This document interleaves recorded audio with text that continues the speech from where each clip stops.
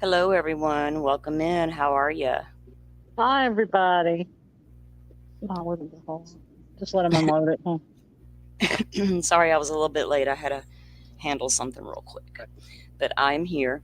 Kimber's here. Hello, Andy. Hello, Mama. Mama Bear. Thank you for coming in. We're going to give it a minute, guys, and see if we can get anybody else to trickle on up in here with us.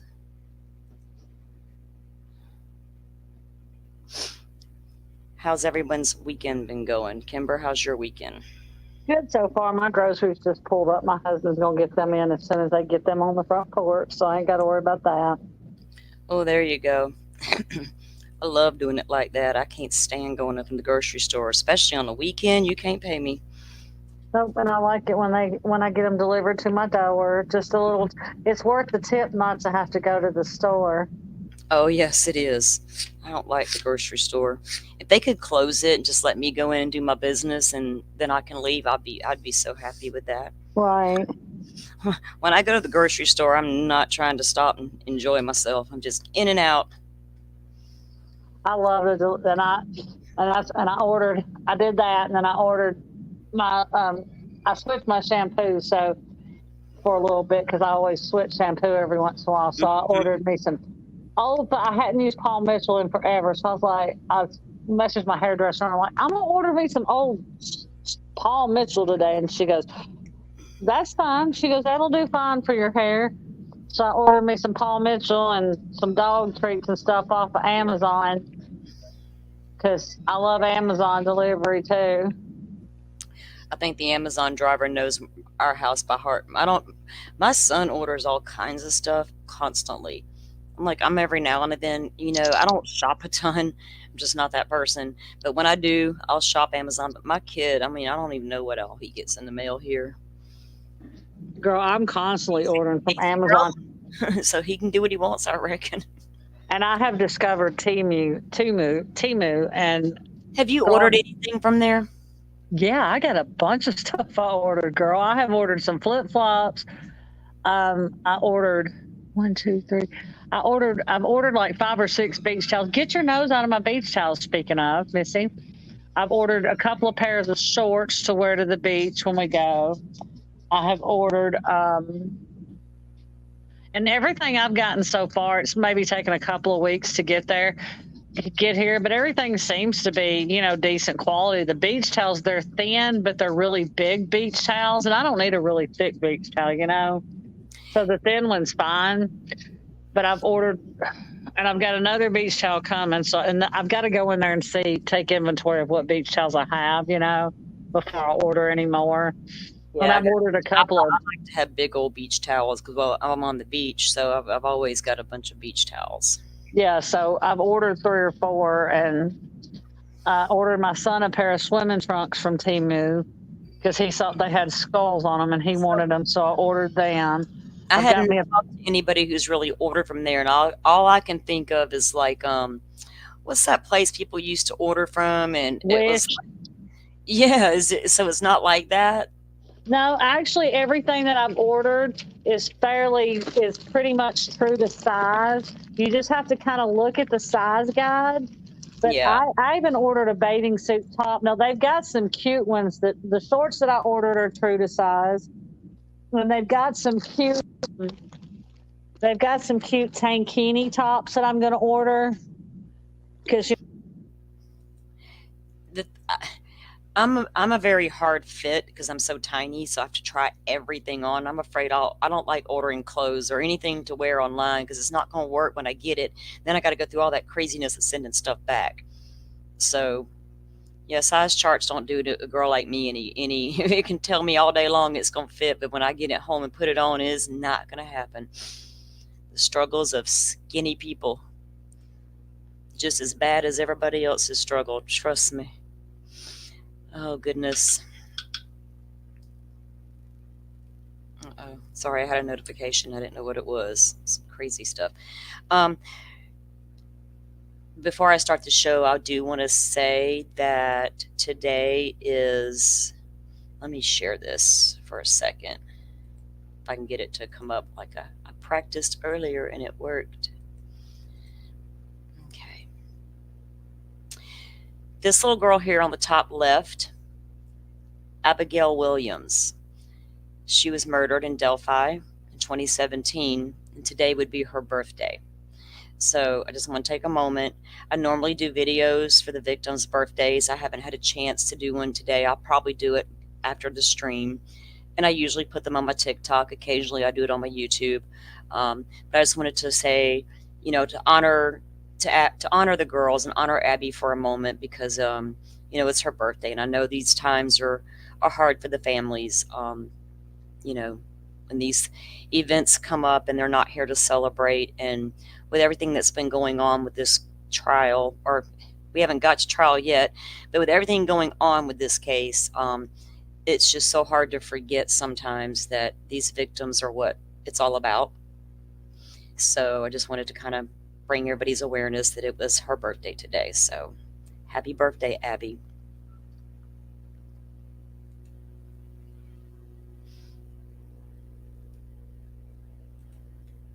Now, we are at page, what did I say, 94.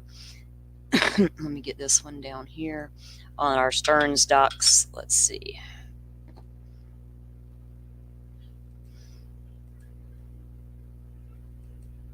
I gotta get my rhythm here. I got this brought up on a different screen today, guys. I was able to fool around with some things and try to get it. I don't know if that's any different for you guys, or if it's better or worse. Can you see it okay? Did I lose Kimber? Yes. Hold on. Where'd she go?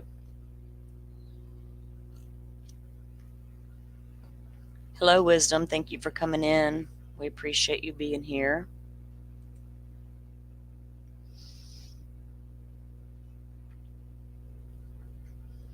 Okay, Kimber's coming back now. Hey, Kimber, where'd you go? I thought I was here. I don't know what happened. No, you, I don't think I booted you down. I hope I didn't anyway. If I did, I'm sorry. I could have just fell out. It's a possibility. Fell out? Okay. I was about to make a bad joke for both of us, but I won't. We pass out. We'll just use Miss Barbara's a tagline here. We call bullshit. We call bullshit. We call bullshit over here, guys. If something ain't right, something's sideways, we're going to call bullshit. Hi, Paula. Glad to see you. We'll get started on the documents in just a few minutes, guys. Thank you, Mom. I'm glad. I had different players, and I was able to increase it too, so I can actually read it better without me seeing different words. I still didn't call the eye doctor yet, but kind of been preoccupied with my kiddos' doctor stuff, so as usual, I'm on the back burner, but I do need to call and get glasses. And I had to keep reminding myself once I come online and start to read something for you guys. I'm like, it's not going to work. Hello, Doodle. Thank you for coming in. Guys, our amazing mod, Doodle Bug Fart. We all love her. She's like the best mod ever. Yes, she is. Everybody has. Did you bring cake, Doodle? Cake? I don't eat cake, y'all. Hang on. Yes, I do. Doodle, did you bring like pineapple upside down cake and stuff? I can't do all that crazy sweet icing. I hear you guys talking about it over there, like with Dago and stuff. And I'm like, oh, my jaws are locking up just hearing everyone talk about the sweets. It does. I've always been that way. When I was a little kid, I did not want birthday cake. My mom knew I didn't want it. Make me a pineapple upside down cake. They didn't? Okay. What is it? I was talking to my husband. He said his Cool Ranch Doritos didn't show up. Uh-oh. We can't have that. Yeah, I got to get on and tell Walmart that they didn't show up so they can. Tell him we call bullshit. Yeah, tell Walmart we call bullshit, give him my money back. Right? And what's up with them not always putting all your stuff into the proper bags or whatever? I'm like, y'all are lazy a little bit, maybe? Yeah, that's what I think they are. I'm Weird. sure they are. It's weird. I like my stuff in a bag. It helps me get it out of the car easier when I get home. Honey, I have made them go back in and get bags when I've picked my stuff up before because they have actually not bagged my 2 liter Cokes, and they'll be like, "Did you want your Cokes bagged?" Yeah. Well, I can go back in and get some bags. Okay, see you when you get back out here. Kimber, like, I'll still be waiting. I'll still be waiting because I'm not. Don't give me a bunch of 2 liter Cokes outside the bag. Yeah, Bag my shit. a little ridiculous. It makes you wonder what, some people are thinking. And I mean, I know they're young kids, but Yeah, but um, their training policies should tell them how to. I don't know if they tell them to bag them. That's what I'm starting to wonder. Do y'all? It's like when I go to these fast food restaurants, I'm wondering, did the manager manage y'all today, or did she teach you anything, or we just throw you out here and hope for the best? I feel like that happens way more than it should.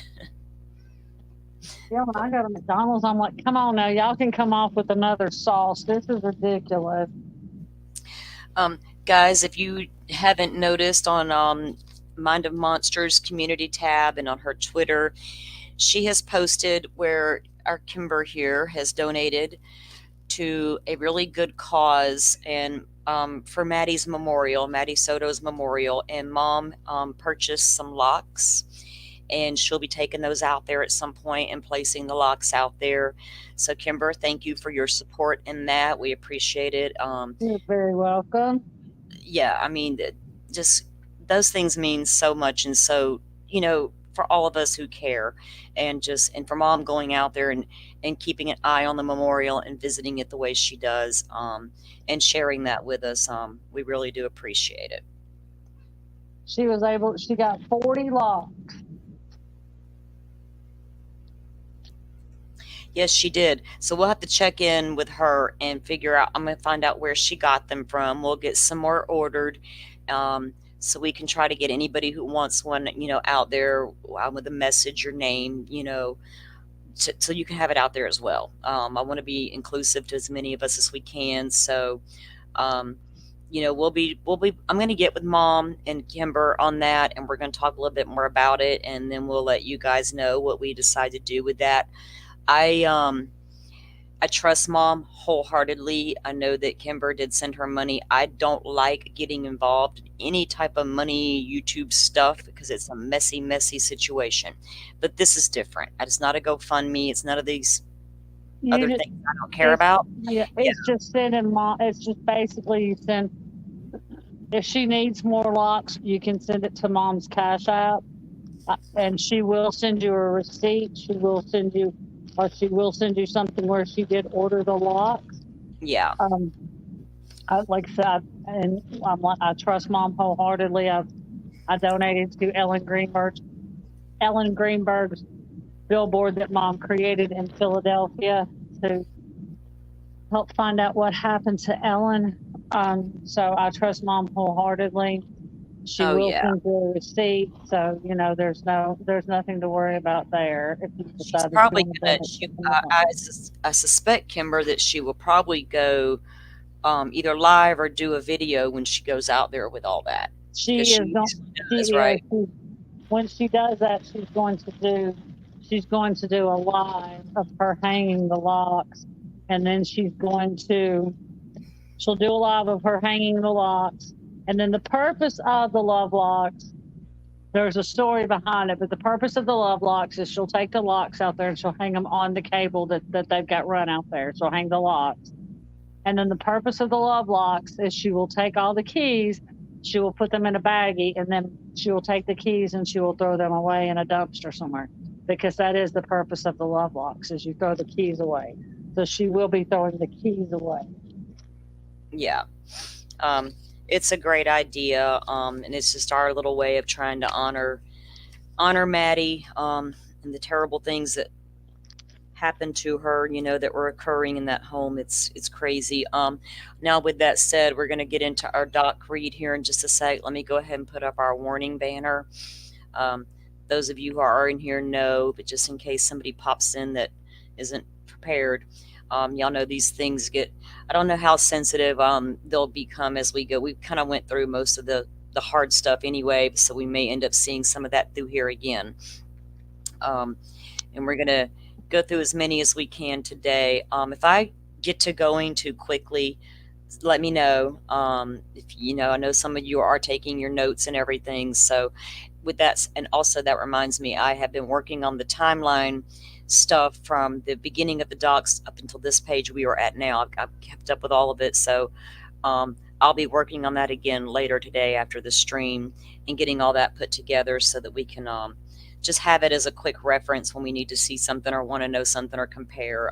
They're always good to have. I usually do them earlier in a case, but with all this coming down, and it's been a pretty busy week, but we'll get all that squared away, because I do want to make sure that on the cases we do cover, from the beginning, we have our bullet points to always refer back to, because they're important. After we complete the document reads, because I'm trying to get to a point where I can go live more often, and after this is completed, I will be starting my Delphi series, because there's a lot going on with that case, and I have absolutely no one to talk to about it, because the people I do speak with about it are on Twitter. They're not on YouTube. There are a couple of good creators I do go listen to about Delphi, but there's a bunch that do not cover Delphi, and I'm not sure why. So I want to start the story from the beginning, and kind of, if so much, we're not going to cover all that went down in that case, but I'm going to hit on every target thing that absolutely matters all the way up to this point. This is just a lot. We want to make sure that they have the right people, and right now we don't know that in Delphi, and we won't know until the end of that trial, and we won't even get a camera in the courtroom to help us understand what all has been going on in there. Yeah, Mom, how far do you live from Delphi? I was always curious about that. I'm sorry, Mama Bear. I call her Mom. I'm sorry.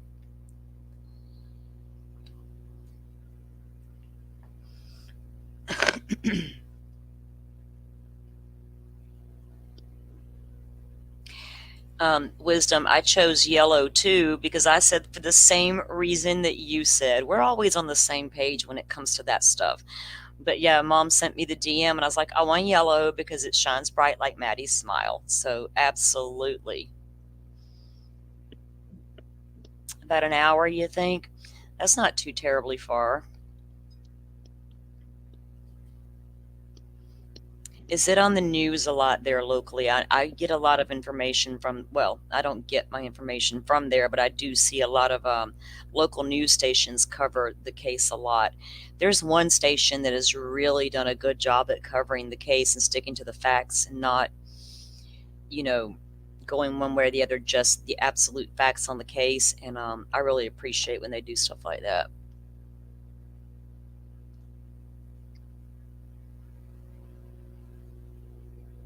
Hello, B. Thanks for joining us. All right. Everybody got their notepads? Butterfly, are you ready here? I know she'd be taking some mad notes. I got way too many. I sound like Dago right this second, because I got way too many sticky notes happening right now. My brain can't function. I got to organize. All right. And if you guys can hear me okay or not hear me loud enough, let me know. I kind of moved my mic back further from my face because I couldn't sip my coffee because it was in my way.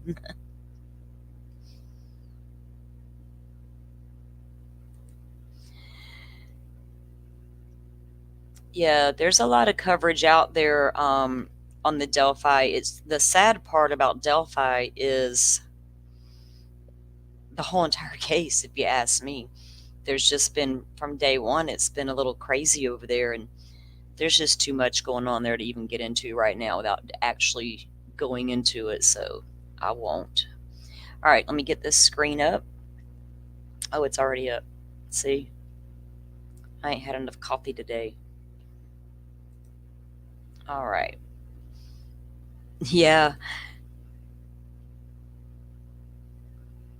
Well, good, Butterfly. Like I said, if you guys, when I try to tell you what page we're reading from, so if there is a particular document you guys want, you can reach out and let me know, and I'll drop it in the community tab. Um, yeah, I had to go get some more paper and stuff too. Wisdom, mine was running out. All right, so we left off on, whoops, um, page 94, and this was the supplemental report. Did we read? We didn't read 94 yet because we stopped here. And just to look at this again, I looked at this again this morning. Let me see what this one says. Okay. This is just the missing person information they were gathering on Maddie. When you go to this incident report, victim 3, organization victim 1. Where's victim 2 and who are 2 and 3? Pretty sure victim 1's Maddie. That's bothering me. And well, I guess we'll find out more eventually about any he doesn't have any new charges, you know what I mean? He has the original 60 charges for the CSAM on Maddie.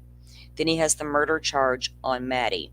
So I don't know what that wording is throwing me off, and it wouldn't be listed as victim. We know Jennifer's not a victim. One might be the roommate, only because they know Stefan used his phone to stick under her door to try to film her. So I don't know if they've labeled her as a victim. I wondered that. Anybody have any thoughts on that? Or do y'all think he's got other victims on that phone that they know about?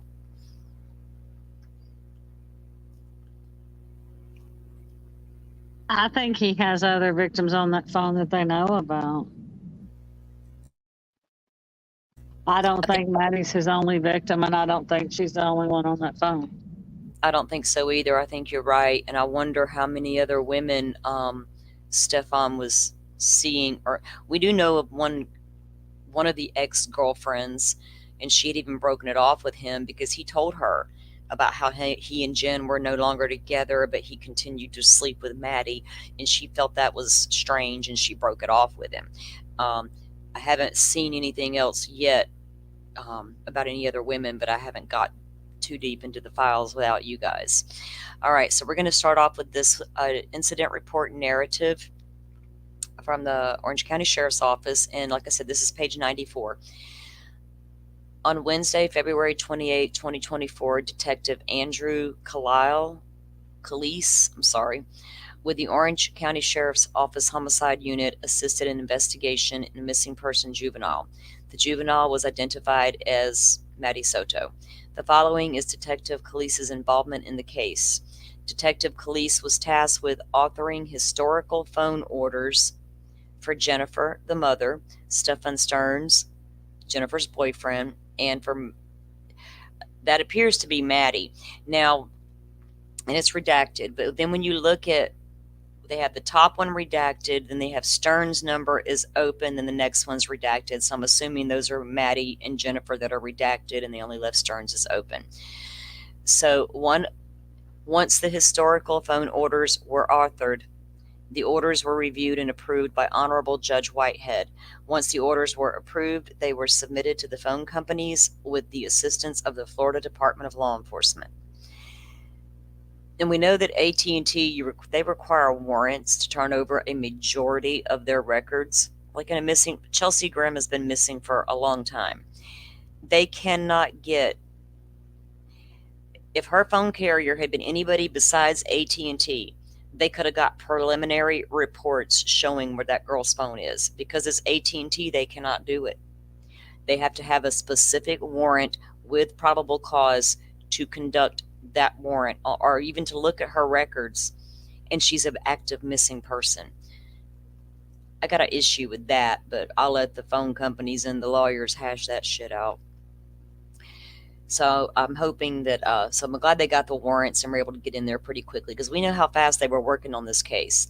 Also on Wednesday, the 28th of 2024, Detective Calise, along with the Orange County Sheriff's Sex Crimes Detective Luis Acosta, interviewed with redacted I'm assuming that might be Stearns. This interview was conducted, or Jennifer rather. This interview was conducted at the Orange County Sheriff's Office Central Operations Building. The interview was audio recorded and uploaded to evidence.com. The following is the synopsis of the interview. I think I said that wrong. It should be noted Detective Calise did not conduct the entire interview. After answering a few questions, Detective Calise stopped the interview and waited for detectives from the Kissimmee PD. The following is a synopsis of Detective. I wonder why he did that. Maybe because they had other information he didn't have yet and they were bringing it in. Okay. During the interview, Redacted confirmed that Redacted lives with her and her boyfriend of approximately 7 years. Now, I was doing a little research yesterday, and Stern's Reddit posts talking about Maddie and Jen go back to when she would have been 6 years old. So the assessment that he was in her life at least since the age of 8, I think, is wrong. From what I could gather yesterday, when I did spend some time on it, it appears that he did become a part of her life at the age of 6 years old. So I don't know, for certain, but I think we'll get there and find that out. So Jennifer is letting them know that, he lives with her and her boyfriend of approximately 7 years. Now, we know at the time he wasn't actively living there full time. As the interview continued, Redacted stated that on rare occasions, Maddie and Stefan slept in the same bed. On rare occasions. I'm sorry, I was just taking a peek at chat real quick and making sure everybody was with us and didn't have any questions. According to Jennifer, the reason for this is so she could get some sleep because sometimes all three of them sleep in the same bed. The more I read that, the more I feel some kind of way about that. Redacted also confirmed with Detective Kalile that she and Stefan had been sexually intimate. Oh, so okay, hold up. She must have did get a look at his thing from time to time. I was thinking she didn't because she didn't recognize it. I'm sorry, y'all. I'm gonna get sideways with this case because I can't with this lady. I'm gonna try to be real respectful to Maddie, but I mean I will be to her, but this lady I'm having a real hard time with. The first image. Wait a minute. On a rare occasion, because they all slept in the same bed, she also confirmed to the detective that she had been sexually intimate. Detective Kalile presented Jennifer with various images that were recovered from Stefan's cell phone. The first image was a hand placed or on the buttocks of a white female. After viewing the image, Jennifer identified this hand belonging to Stefan. She could identify his hand, but she couldn't identify his junk. What does that say? Do you not look at it? I don't know. I don't know. That's weird, Kimber. That's weird. Very She weird. recognized his hand because remember there was before they had shown her a picture and asked her did she recognize the male part, and she said no, but she recognized his hand. Right. That reminds me of a sick Reddit post I read of his the other day too. Weirdo. Oh, I'm sorry. I just got a notification. I was like, what the hell is that? The first image, okay, so she identified the hand belonging to Stefan. Right? Where's our call BS banner at? Where Miss Barbara? There we go. I'm with y'all on that one. During the interview, next Detective Calise showed Jennifer a close-up photograph of a white male penis. Redacted viewed the picture but was unable to identify the penis. Detective Calise then presented Jennifer with another image of a penis pulled over a pair of pants. Again, Jennifer viewed this image and identified the penis as belonging to Stefan, so she finally admits it's his. Jennifer believed this was Stefan's penis based on the clothing and the blanket near it. See, She didn't recognize it. She recognized stuff near it. What? That's, to me, that is so weird. Now, women, y'all know what your man's thing looks like. That's, I don't, that's crazy. It makes me wonder, did she even have a relationship with Stefan, or was it just a business venture?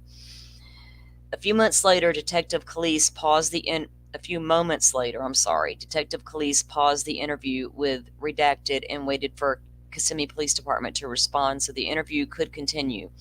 Detective Calise did not participate in the interview with Jennifer once Kissimmee detectives arrived. On Thursday, the 29th, Detective Calise, along with other Orange County Sheriff's Office homicide detectives, conducted an intensive area canvass near Old Hickory Tree. This canvass was met with negative results. So they didn't find her right away. This is just another incident report on the missing persons. They seized recordings, audio, visual, DVR. So this is where they picked up some video surveillance and entered it into the evidence.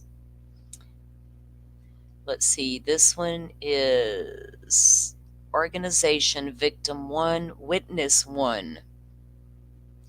Oh hell, y'all, it's not redacted and there's all the witnesses' names, so be respectful of it. Got their addresses out there too. I didn't realize that was all like that, or I probably would have tried to maybe do something with that, but we're all adults. We're not going to run out there and harass witnesses. Okay, this is page 97, and it is an incident report, a narrative supplemental report. Let me check the comments real quick. Oops. Yeah, it does show she's lying.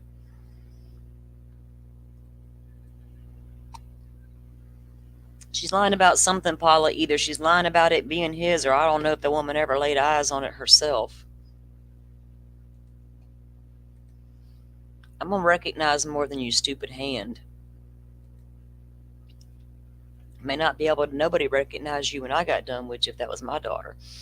On February 28, 2024, at 10 a.m., I was briefed regarding the missing person case of Maddie Soto. Contact with the Kissimmee Police Department. I was tasked with meeting the Kissimmee Police Department, Detective Ilgen. It was learned the vehicle of Stefan Stearns, the silver 2010 Lincoln, which we all know is registered to his father, was observed traveling on Old Hickory Tree Road as it passed Hickory Tree Elementary School. I was informed the vehicle passed the school on Monday, the 26th, at approximately 1:12 as it traveled south towards Nolte Road. On Monday, the 26th, at 2:17, the same vehicle passed the school traveling north towards the interstate. So, right about an hour he was out there. This is an important page there for us, Butterfly. Let me write this down. Yeah. Yeah. So, and Kimber, remember we were talking about that hour and a half gap on the other stuff, the camera footage and all. They see his car, and you were like that's what he was doing, and you're right, because that's the times they got him out there, which we knew was about one-ish. So 1:12 is the approximate time that he traveled past the school, and then going back into town at 2:17. So he spent about an hour out there changing that tire and placing Maddie in the bamboo. Thank you, Jesus, for flat tires. I met with Detective Ilgen because you know what? I think if he hadn't had that flat tire and he'd have kept going down that highway, he would have come into so much thick woods they may never have found this child. Right, he wouldn't have ever had to stop. Right. No, exactly, because he had a blowout. It wasn't just like, oh, my tire went flat. It was a complete blowout. So he had no choice but to pull over and deal with that blowout. And he left tire tread pieces there and blah, blah, blah. So if that hadn't have occurred, I think he would have kept right on going towards Santa of St. Cloud's house, where he probably had been to before, and I knew all them, because he don't know the area. Remember, he don't know what's going on. He's all confused. So how did he know to go out there? But a little bit further, if he'd have gotten a little bit further, he would have been into some really thick wooded areas and 2 large lakes. So it was just divine intervention, I think, that that did this. So we'll take whatever we can get. Let me go back to the comments here. Oops, I keep doing that. I hit the wrong one. I got 2 screens. I'm like, I can't even do this.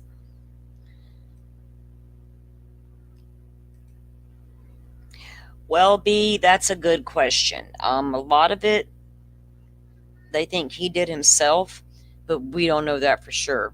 And I think that I have not seen any proof in these documents yet, but I was told there was a tripod in that bedroom number 4, but I have not read anywhere yet that there was a tripod in that bedroom. Don't mean I'm not going to come across that here in a little while, but I feel like if there was a tripod, there you go. He was in there doing his thing, and it was quite used to his little routine. But there could have been help holding that phone and doing the deed. So crazy, because we know that he was doing the telegram at 11:49, and him and Maddie went to bed at 11. So I guess her sleep meds kicked in, but his hadn't yet. I met with Detective Ilgen of the KPD at Hickory Tree Elementary School. I made contact with Patricia O'Neill and conducted a sworn audio recorded statement with her outlining the fact that she has the custodian of the records for the surveillance video at school. Patricia provided the surveillance video electronically.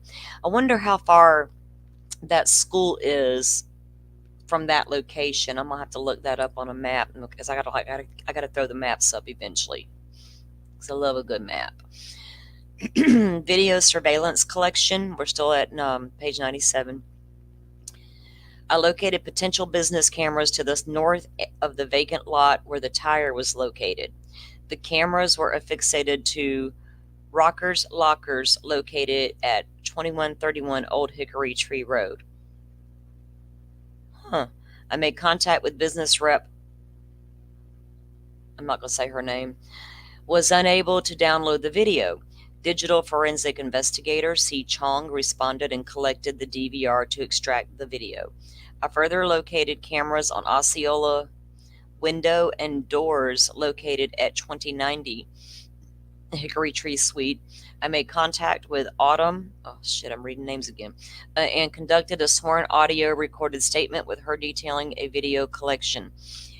She was unable to extract the surveillance video, and Investigator Chong responded and extracted the video. Towing of vehicle. At 8:30 p.m., I responded to the Town Place Suites at Flamingo Crossings located on Hartox Road, Winter Garden, Florida. In referencing to towing a 2022 Nissan four-door sedan bearing the Florida tag number. I located the vehicle in the parking lot and towed it to the sheriff's office. I followed the vehicle as it was being towed and relinquished back to the custody of Orange County. That's Jennifer's car.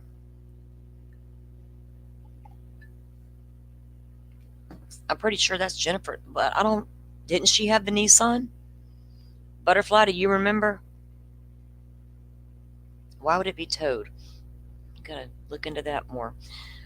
February 29, 2024. Interview with, now this Alejandro, I believe this is the either the aunt or the grandmother. I will figure it out.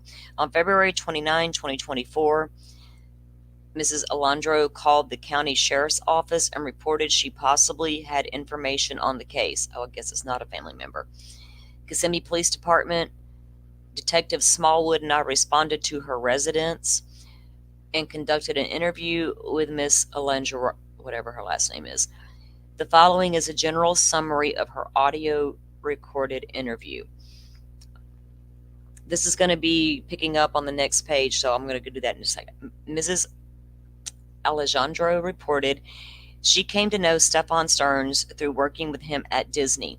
She explained their relationship became intimate. Now, this is a second girl, I think. Okay. She explained their relationship became intimate around December of 22. This is going to be page 98, guys. around December of 2022, and it ended in May of 2023. During this time, Ms. Alondro said that Stefan Stearns told her that he was separated from his girlfriend, Jennifer. She stated Stearns told her although he was separated from his girlfriend, he still slept at Jennifer's residence and specifically in the bed with Maddie. Ms. Alondro and Stefan Stearns she said that he justified this behavior by saying he needed to cuddle with her so she could fall asleep. Mrs. Alondro further recalled a conversation she had with Stearns where he told her that he woke up in the bed with Maddie with an erection and had to turn around in the bed.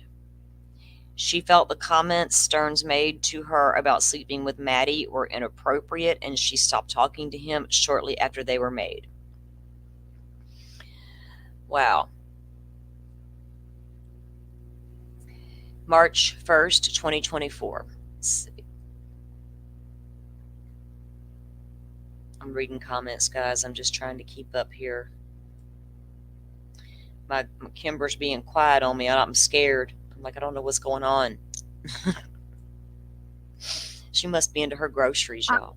No, I'm typing in chat because they asked if the dogs hit on the car. The dogs did hit on Jen's car on the rear driver's side or passenger side wheel well. But you have to also remember that whether they're cadaver or whether they're sniffer dogs, these dogs are not perfect. They do have false hits.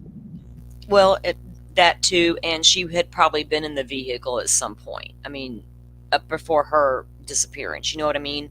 It could have been a scent from the day before or anything like that. But the dog wasn't a sniffer dog; it was a cadaver dog. Okay, yeah. But they do pick up false scent. They do have false positives. Yeah. Right, Paula? Why would you just randomly start telling a girl you're dating, oh, by the way, I sleep with my ex-girlfriend's daughter. And I don't live there, but when I do go there, I cuddle her so she can sleep. Pretty sure Maddie slept really good when you weren't in the house, Stefan. All right, you guys are right on target with us. We understand what we're reading here, and there's no mincing it at all. It's hard to make this stuff up because it's right here. Detective Ramirez, this is an interview and it's redacted. And this is March 1st, 2024. Detective Ramirez and I were tasked with making contact with Redacted at a possible address of Redacted. As I knocked on the door, I was greeted by someone's wife. They invited us into the home and agreed to speak to us. Redacted described he was close friends with Stefan Stearns and his daughter was best friends with Maddie. I think we read a little bit about this guy's report earlier on, didn't we? Okay, so this guy knew Stefan and his daughter and Maddie were friends. Redacted said he and his family moved to Colorado and just flew back after learning Maddie was missing. See, I had read that this happened. This couple lived in Florida and their daughter and Maddie were friends. They moved away to Colorado not long before she disappeared. Then when they found out Maddie was missing, they flew back to Florida to help find her. The interview with Redacted was audio recorded. They had no information on the case. Okay. This is just an incident report, and the white left Croc slipper, size 5 to 7, blue gloves. This is some things, the gloves, I think they're going to come out of Stefan's car. These actually might have been found at the site in there with that one Croc. Because Maddie had on one Croc when she was found, and one Croc in the garbage or thrown in the thing. Or was that still at the house? I can't remember now. I got all my notes mixed up. But we're going to get to the list of all the things they took out of Stefan's car here in a little bit. It's more about the Croc.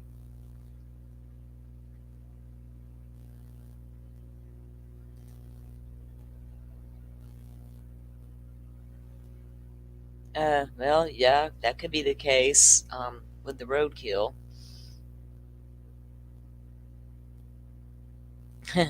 Right? This guy's so weird. He probably one of them touches everything and like touches his food to his chin before he eats it, like that one kid on that TV show. That's the kind of guy we're dealing with. This is page 101 on another supplemental report. On February 28, 2024, I responded to redacted to supervise the execution of a search warrant. Yeah, it is odd, Doodle, to be at the wheel well like that. I thought the same thing. I'm like, what the heck? During the search, now I've ran over deers, and there's plenty of stuff to run over in Florida. So I mean, the deer actually hung up on the axle, and we drug it down the street. I tried to tell the guy he had a deer hanging beneath the van, but he didn't want to listen to the country girl who knew better. Um, During the search, Orange County Forensics was present, photographed the residence, and collected numerous items of clothing and bedding, which were identified as being in contact with the victim during sexual abuse. So that tells me the night after her party and they all went home and she was sent off to bed with him because of what she was wearing or what they found in the room, whatever, those particular clothes they can see in that video. So, because they would not know that. Jennifer's not going to come out and tell them, well, here's what she was wearing when he come upstairs with her, and here he's not going to tell them that because he didn't do anything wrong but sleep. But so they identified as being in contact with the victim during the abuse. So they're going to be able to get DNA off those clothing. His, hers, and anybody else's that was in that bed or in that room. Most of the items were collected from the downstairs bedroom and divided off sleeping area in the living room. Now, it's my understanding that downstairs bedroom was Jennifer's, and the upstairs rooms were the other ones, and then Maddie had that little makeshift area in the living room. Some additional items were collected from the upstairs bedroom, identified with the number 4 on the door, which we all know now that is the room where Jennifer sent him with Maddie that night. After forensics left the residence, a roommate named Redacted arrived and requested items from her bedroom. I escorted her while she was collected clothing and toiletries from her bedroom and left the residence because they made them all leave. At approximately 1640, I was notified that Orange County Sheriff's Office emergency response team members located a glove in the wooded area to the north of the apartment. I responded to collect the gloves. The gloves were located at approximately 30 feet into the wood line on the ground. One glove was balled up inside the other. I photographed the glove and surrounding area before placing them into an evidence envelope and later turned them over to forensics. I wonder if those were his. At approximately 1719, forensics manager Vanessa Nylander called me and notified me that they located some of Maddie's belongings in the trash, including a single white Croc. CSI Janaik recalled seeing Crocs in the downstairs bedroom. I re-entered the residence and looked in the downstairs bedroom for the white Crocs. I located 3 white Croc shoes near the window, 1 pair of women's size 8 and a single left shoe size 5 to 7, which matched the right size 5 to 7 located in the trash. I took photographs of the shoes, packaged the shoes, and later turned them over to forensics as well. So there we go again. She had that one shoe on and then one shoe left in the house. I can only assume it fell off. Hi, Big Red. Welcome in. We're doing our document read, continuing our document read into some of the Stearns files here.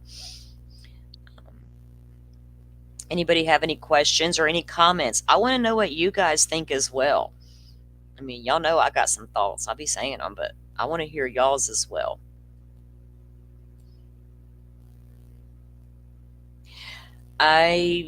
I'm with you on that, Wisdom. That's what I keep saying. It sounds like she served her up, and unfortunately, this is not the only time this has ever happened.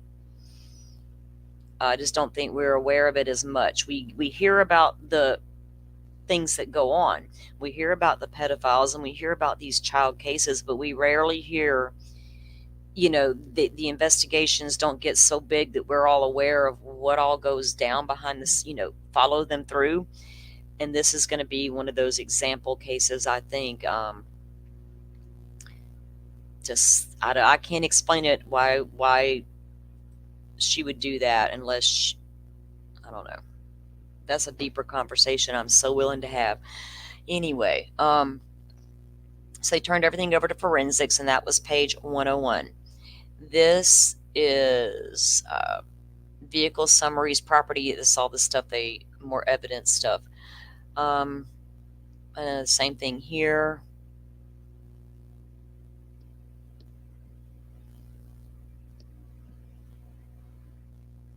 Okay, we are at page 104.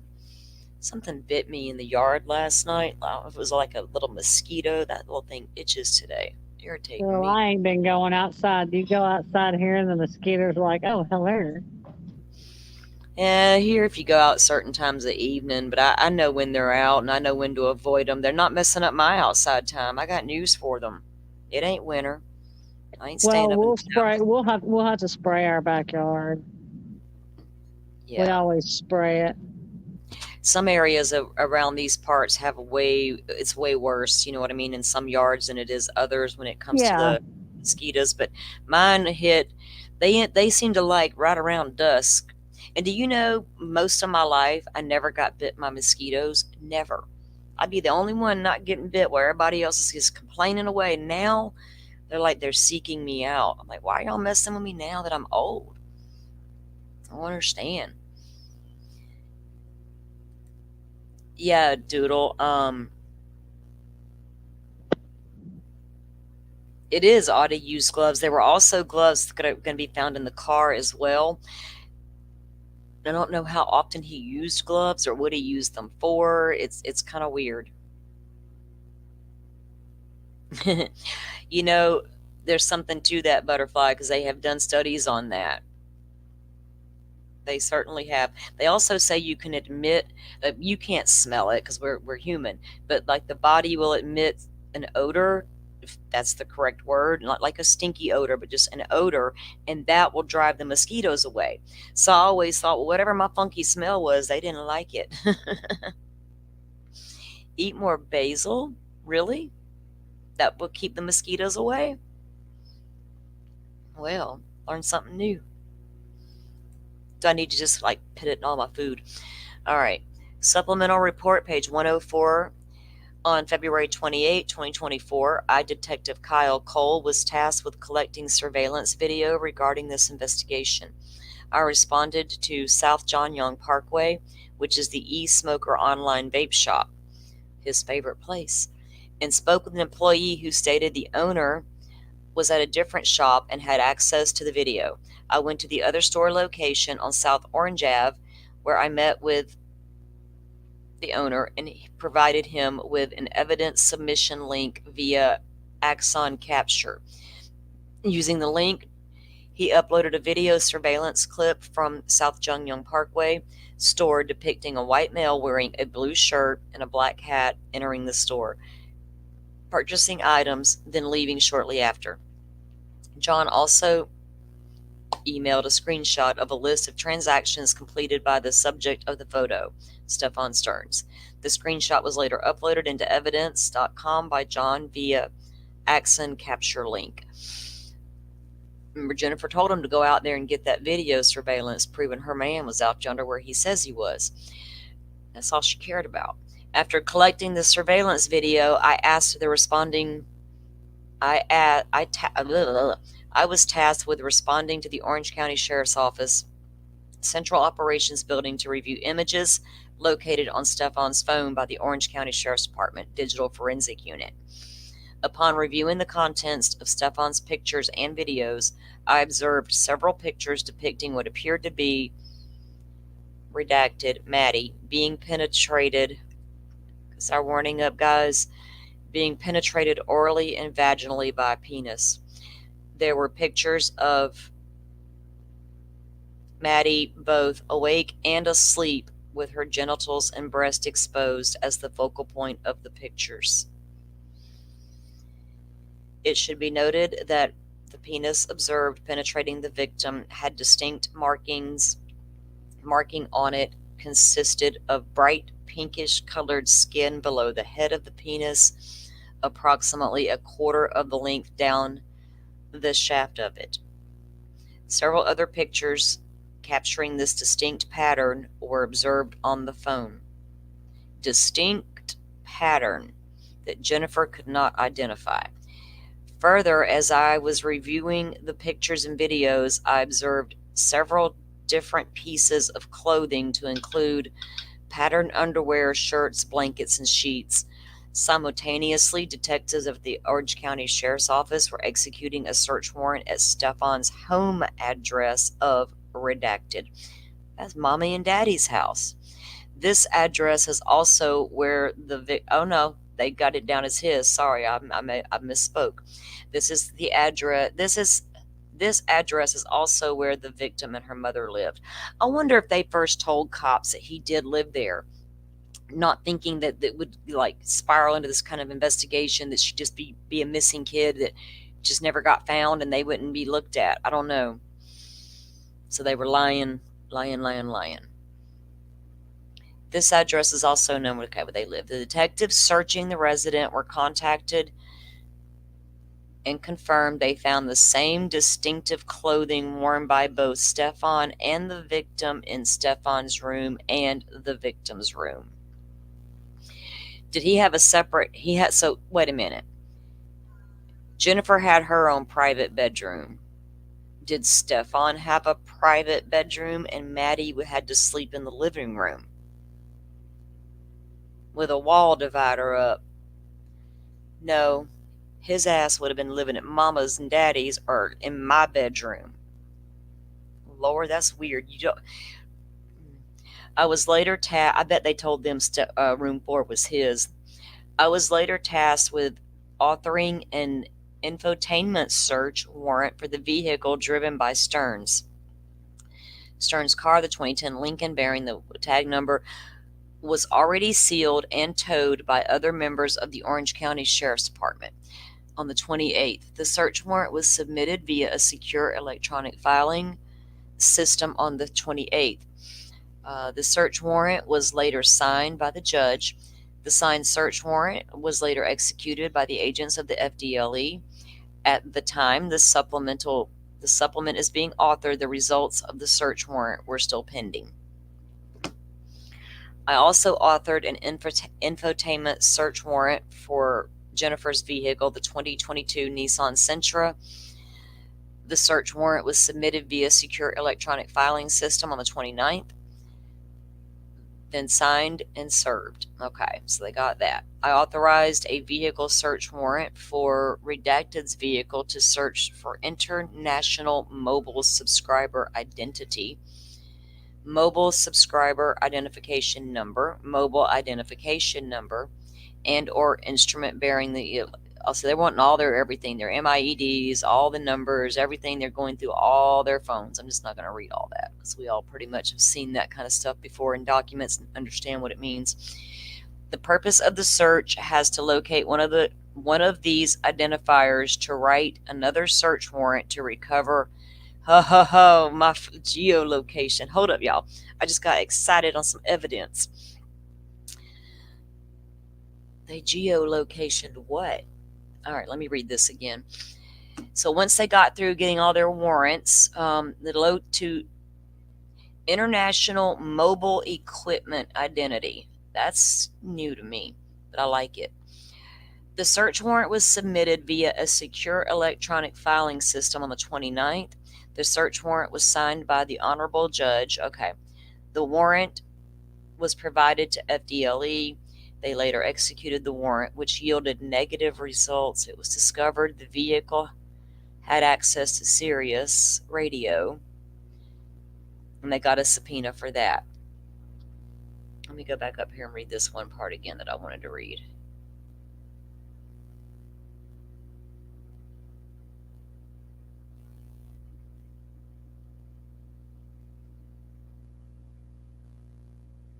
it go?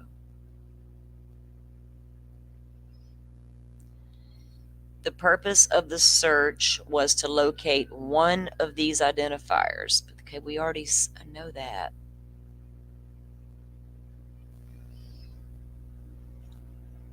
I wonder if they geofenced the apartment area right around there first because they didn't just look to see if there were any unidentified numbers in the area that they needed to look at, because that's what a geofence warrant does.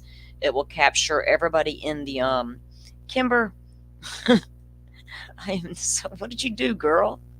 I hit the wrong button. Sorry, Mama, I was in a brain hole with some geofencing. Mama Bear said if you make me a co-host in StreamYard, I can get back on panel by myself. I thought I did. Uh-uh. Okay, Mama Bear, I gotta have a meeting. You gotta teach me some stuff because I don't know what the hell I'm doing over here. I'm barely even. Okay. I'll figure it out and I'll get Kimber where she can do stuff when I'm not paying attention. We're going to need Kimber to come back up when she can. So I guess they geofenced the area because they were looking warrant to recover any historical geolocation data. So they probably geofenced the apartment complex to see if there were any numbers that didn't match, because they have Stern's number, they got Jennifer's number and Maddie's number, and they need to see if there's any other numbers in that area, which could have led to something. So they're about to be able to not to use geo warrants soon. All that's changing this year for Google. They're not going to store as much data on us as they once did because of those geofence warrants. All right.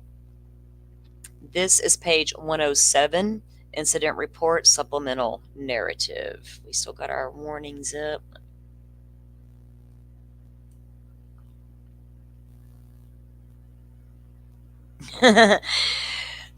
Okay, Mama, what are you saying? You need to jump in here and take over for me. You do a good job over there at Dagos. I see you.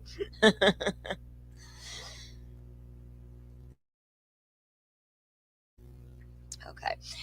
Background: on February 26, 2024, sector deputies responded to redacted in reference to a missing juvenile later identified as Maddie Soto.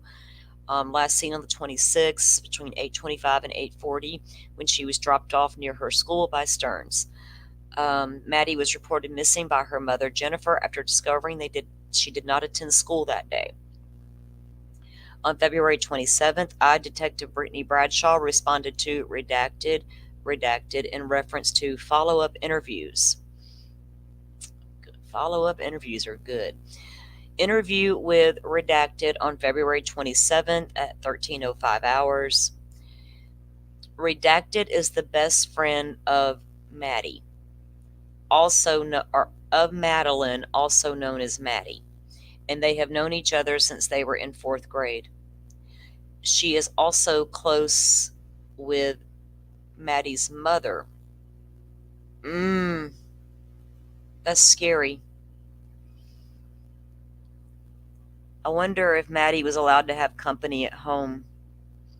I doubt it very seriously. Santa of St. Cloud was filming neighborhood children who come in to use the bathroom, as well as other really bad things. God, I hope not. My kids always stayed at my house. I rarely let mine go off anymore. It got so bad out there. Unless I really, really, really, really knew people, it's so scary. You don't ever know.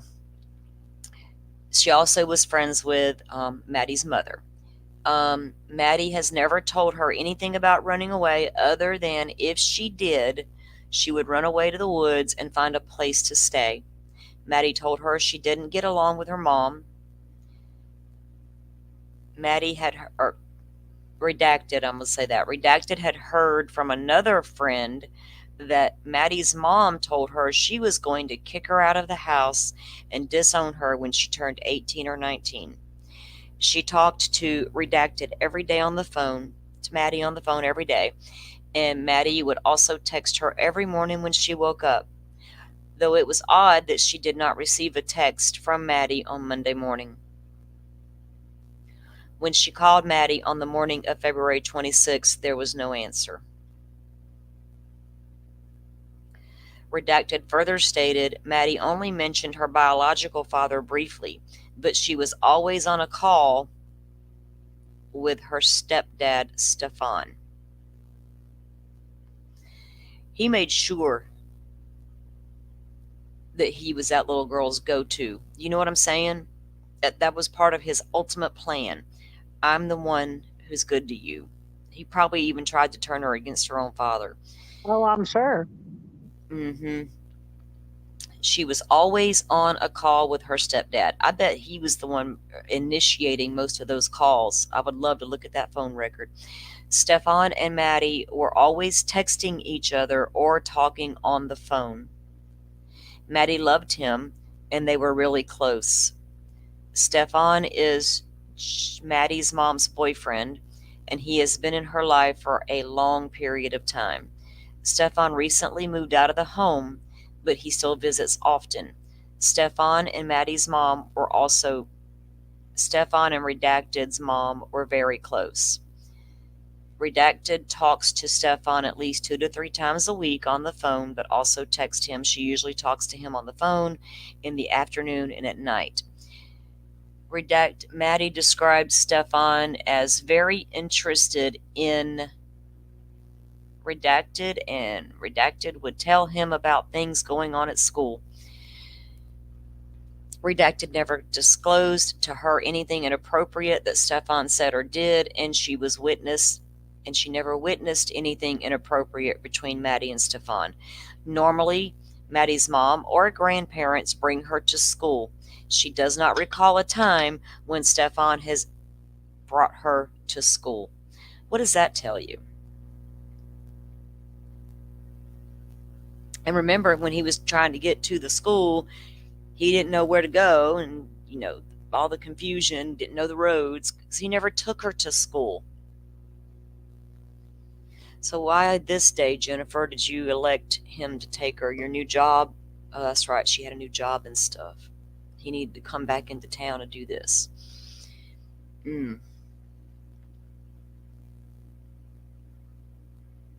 Redacted stated there are roommates that also live in the home with Maddie and her mother. She believes it is people who are close to their family but don't have enough money to live on their own. Last time she talked to Maddie was on Sunday, the 25th, at her birthday party. The party took place at grandparents' home. Neither Maddie's mom nor Maddie's boyfriend were in attendance at the party. It was also common for Redacted to talk about getting money for her birthday. Okay, it was Maddie.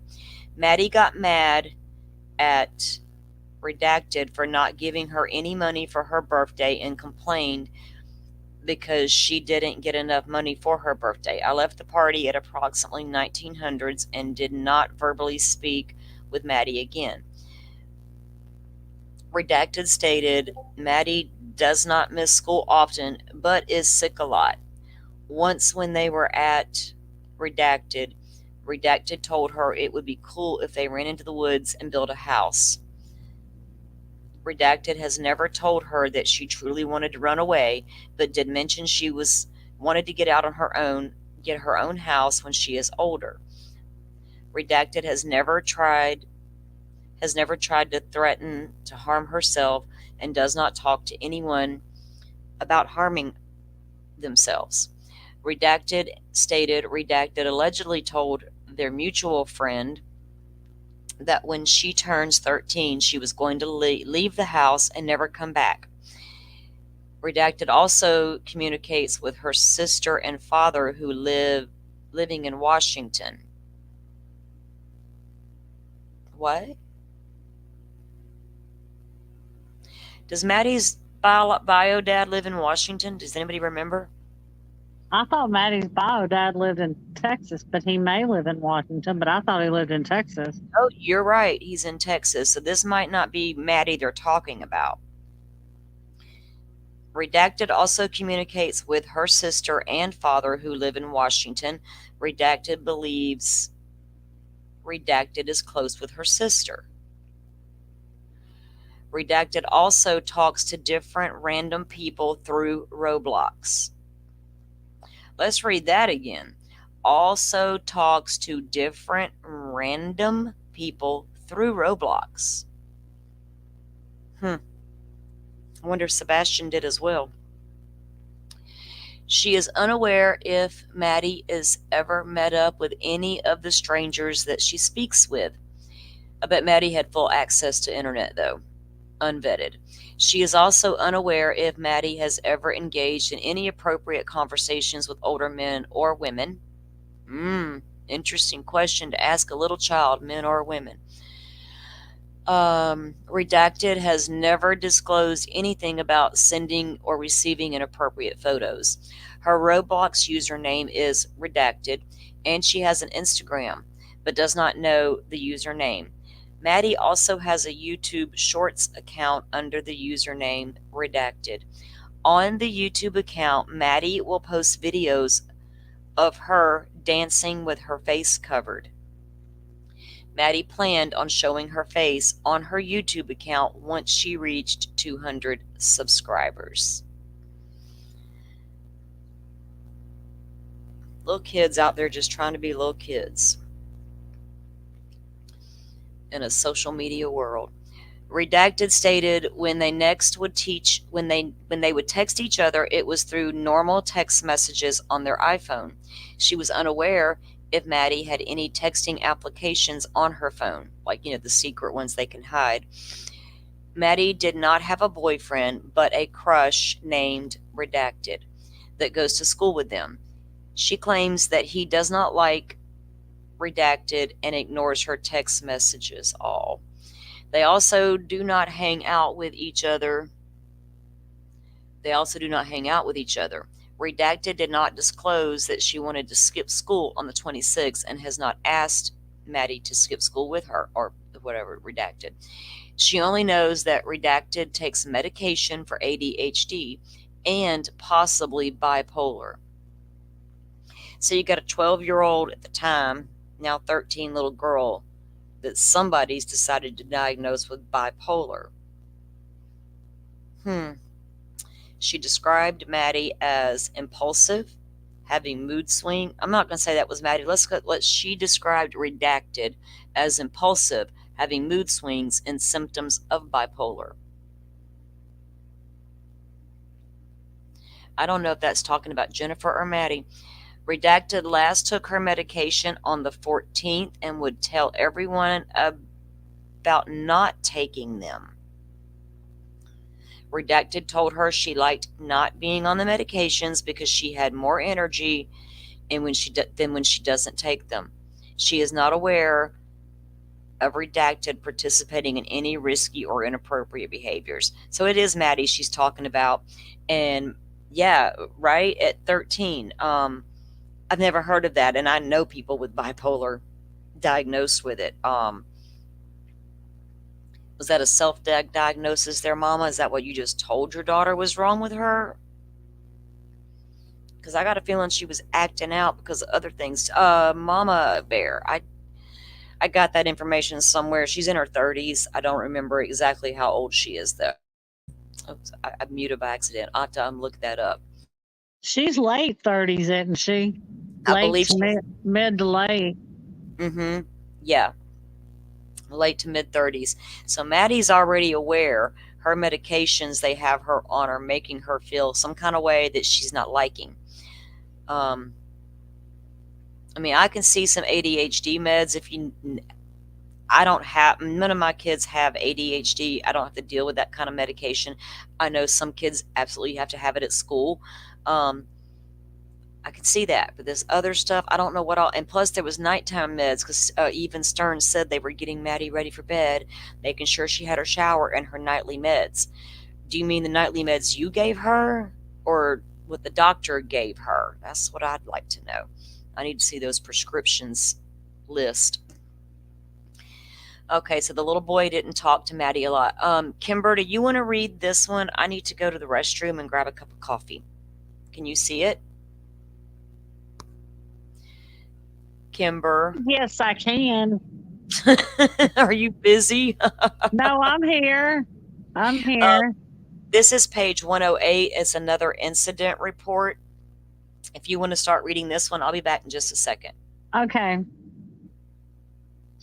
All right. It says redacted stated redacted's mother called her during the evening of February 26, 2024, and asked her if she was with redacted because redacted was missing.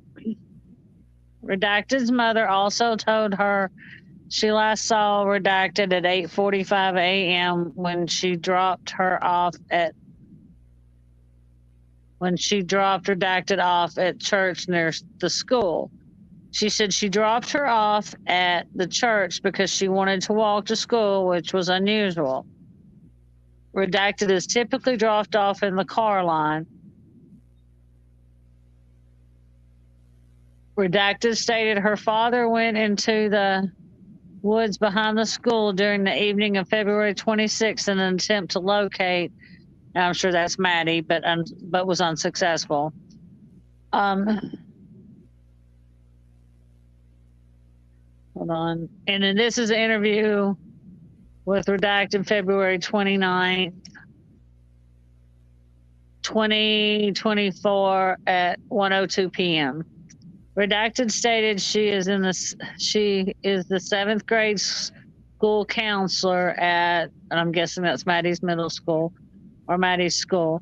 She met redacted at the beginning of the school year when she was being transferred over to the ESE service department. She was told she had ADHD and has a hard time focusing. She also has anxiety and panic attacks.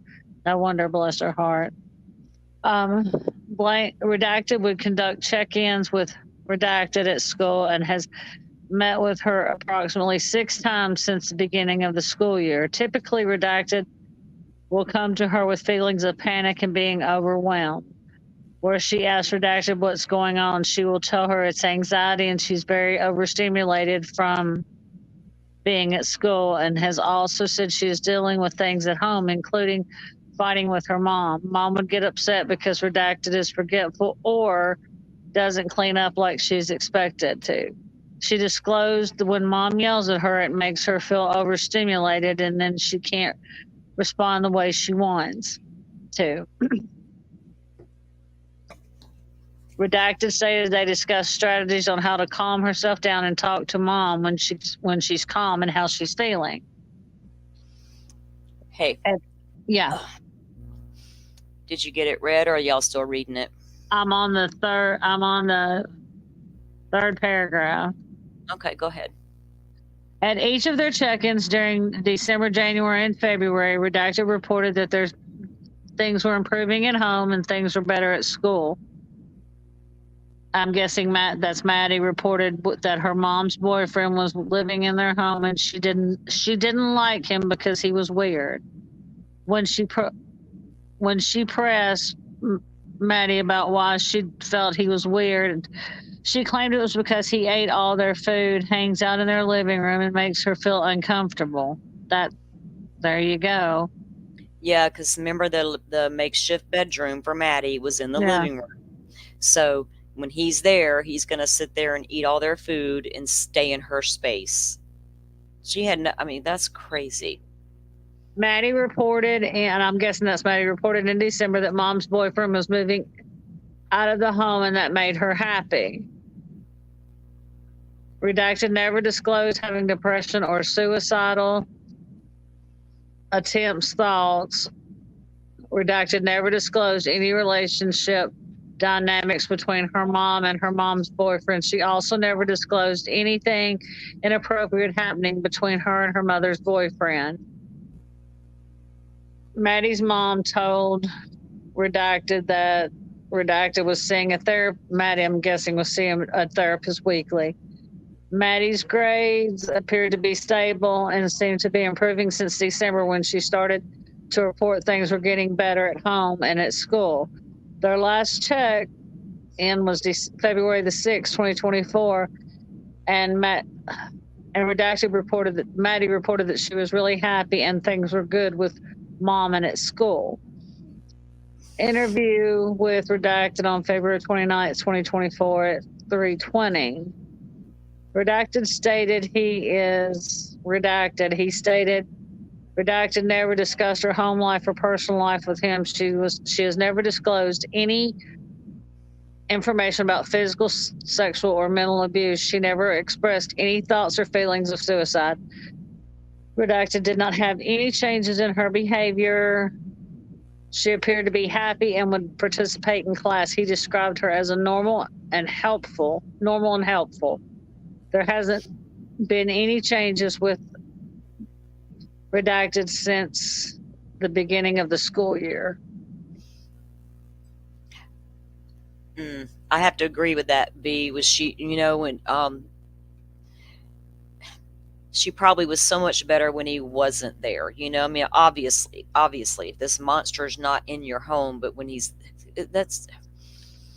she probably did. I feel like anything that was going on with Maddie was directly related to all the abuse that she was suffering from. Me and Kimber talked about that, and everybody's so ready to chalk everything up to a disorder or this or that when sometimes it's not. There's real things going on that cause these behaviors, and this poor child we know has been subjected to years of it. It's crazy. And the hardest part to swallow is knowing that this is not the only little girl out there. Again, this is another incident report, organization victim 1, all redacted, so I don't know if that's details from the scene on Maddie. This is another narrative supplemental report from the Orange County Sheriff's Office, and yeah, it was visible at school.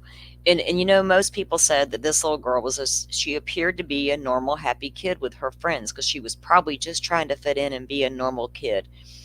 And it makes it so hard. Hi, JC. Welcome on in.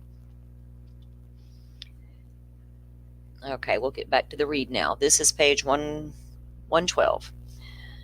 On February 29th, 2024, I was asked to respond to Redacted Orlando, Florida, to assist with interviewing teachers and students of Maddie's. Interview with 25-year-old Redacted. On February 29th, 2024, at approximately 13:10, which is 1:10, I conducted a digitally recorded sworn interview with Redacted in a portable classroom at the school. The following is a synopsis of her statement.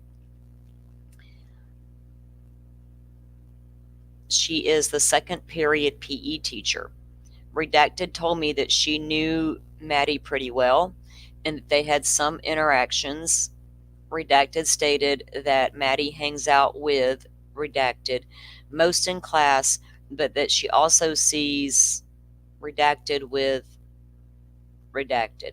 So these are all the kids' names that they're talking about. Is in the class, but has another assigned PE teacher. Redacted told me that she has never had any issues with Redacted. She's told me that Redacted always seemed very anxious, and anytime she needed to work or needed to ask or wanted something, she brought a buddy with her. So Maddie didn't have a lot of self-confidence, it doesn't sound like. You know what I mean? I think Jennifer tore her down a lot, probably. And if she needed to talk to one of the teachers, she brought a buddy with her. Okay. She might have been a little bit shy, too. Redacted recalled how Redacted was shy around authority figures, but not everybody. Redacted told me that Redacted got Student of the Week for February 16th. And was nominated by Redacted for doing something excellent, but not sure what exactly she did. Recalled during a fitness testing at the beginning of the year, Maddie struggled because of her asthma. She walked with Redacted to her locker so she could get her inhaler and told her she was able to sit out if she needed to. Redacted recalled how occasionally her friends would tell her that Redacted needed to go to the counselor and she would go with friends. Redacted did not know why Redacted needed to go to the counselor.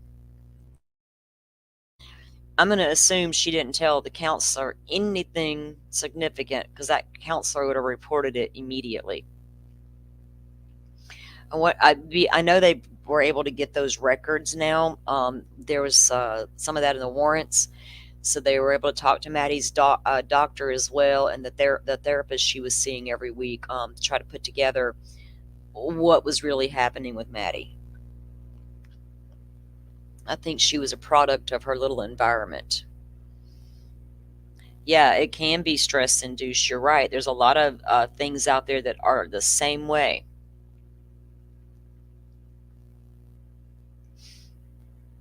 Okay.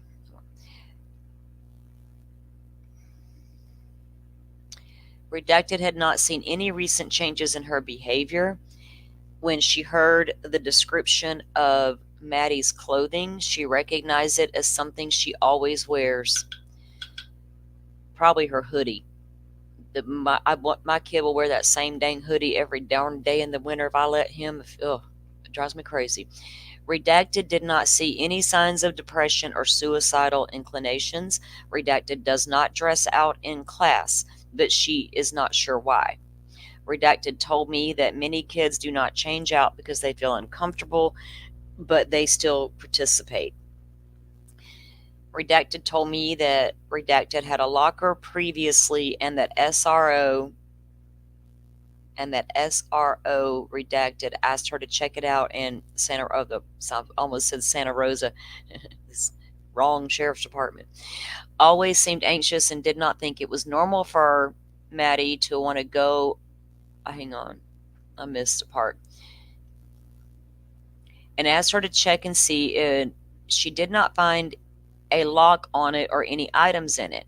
Redacted told me that the children will get pulled from her class for various other things like tutoring, and she believed that Maddie was pulled from MTSS intervention with Redacted earlier in the year. Was pulled for MTSS intervention. Does anybody know what that means? I'm going to look that up for Florida.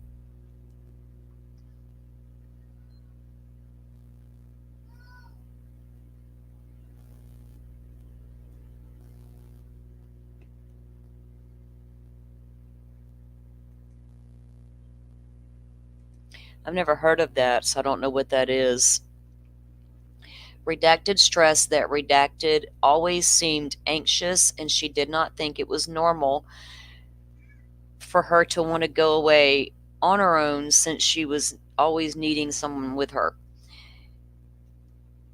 Redacted told me that she met Redacted's mother once earlier in the year when she was a substitute. Kimber, jeez, I happened to see something flicker over there. I look and it's you again. I don't know where I went because I didn't touch it. I didn't touch anything that time. You didn't? Oh, No, goodness. I thought you just pushed me out like a baby bird. I'd tell you if I was going to be like, look. Paula, multi-tiered system of supports. Okay, it's a framework, guys. Thank you, Paula. Framework that helps educators provide academic and behavioral strategies for students with various needs. And that makes perfect sense. That's what I was looking for. Appreciate you. You guys we all know different things. And so I always love asking you guys because somebody's going to know something. Y'all ignore that. That was my phone going off over here with some notifications.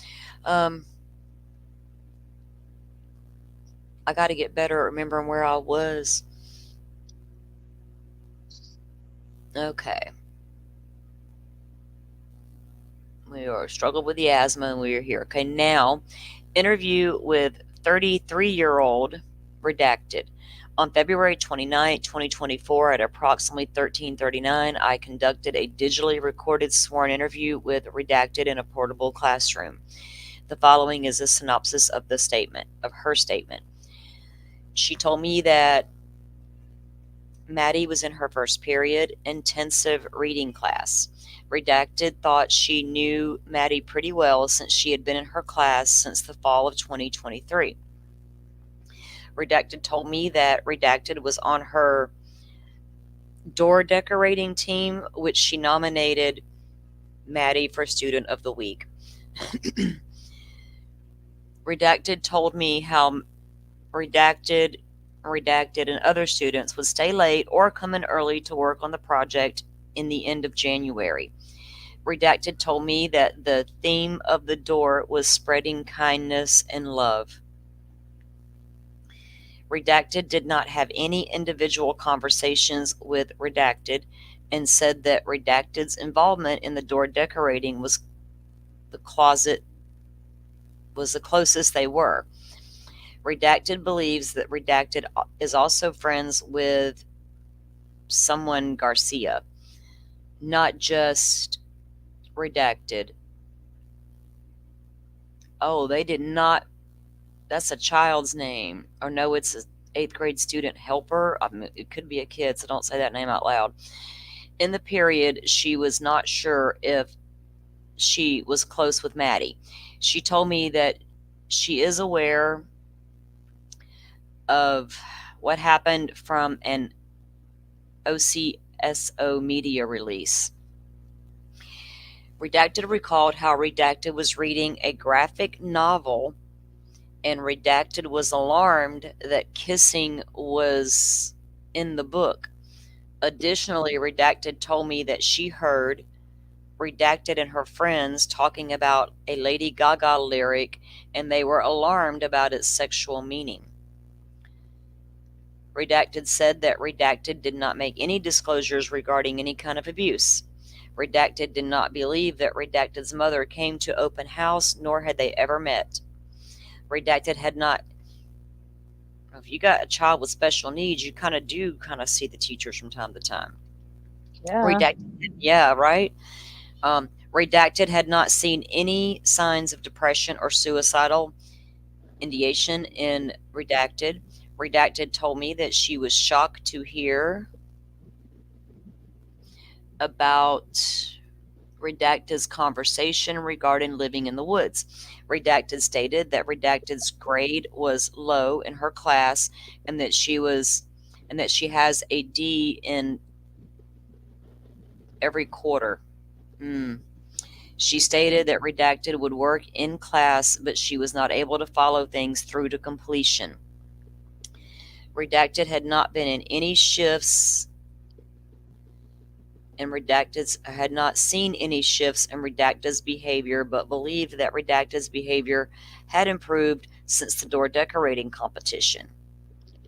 A copy of this interview and a picture of Redacted with the door was placed into evidence. So Maddie standing next to the door she decorated. And if he entered her life at 6 years old and began to groom and started abusing, and if he was drugging this child and putting her to sleep,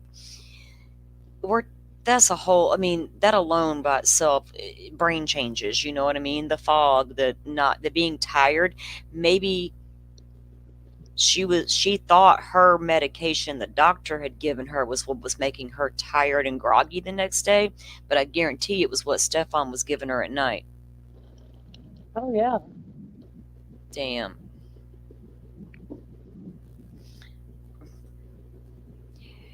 Yeah, unfortunately, Paula, part of it is that Maddie just wasn't comfortable enough. I don't even know. At some point, these kids don't realize what's happening to them is bad. I think Maddie was getting to an age and a point where she was realizing what was happening is not supposed to be happening. Because if a child only knows that, how do they know it's not right? How do they know that's not normal behavior? Do you know what I'm saying? They don't. They assume everybody is going to be like that because that's what they think happens in families. It's unfortunate and sad, but it's just. I wish that she had told somebody earlier. Not blaming her at all. She's just a little kid and didn't know what to do. But I wish that she had felt comfortable enough to tell somebody. And maybe if her mother had actual conversations with her, you know what I'm saying, about stranger danger, if anyone touches you, or, all the things that we mothers talk about. If she had ever done that with her daughter, she might have been aware and could have been like, hey.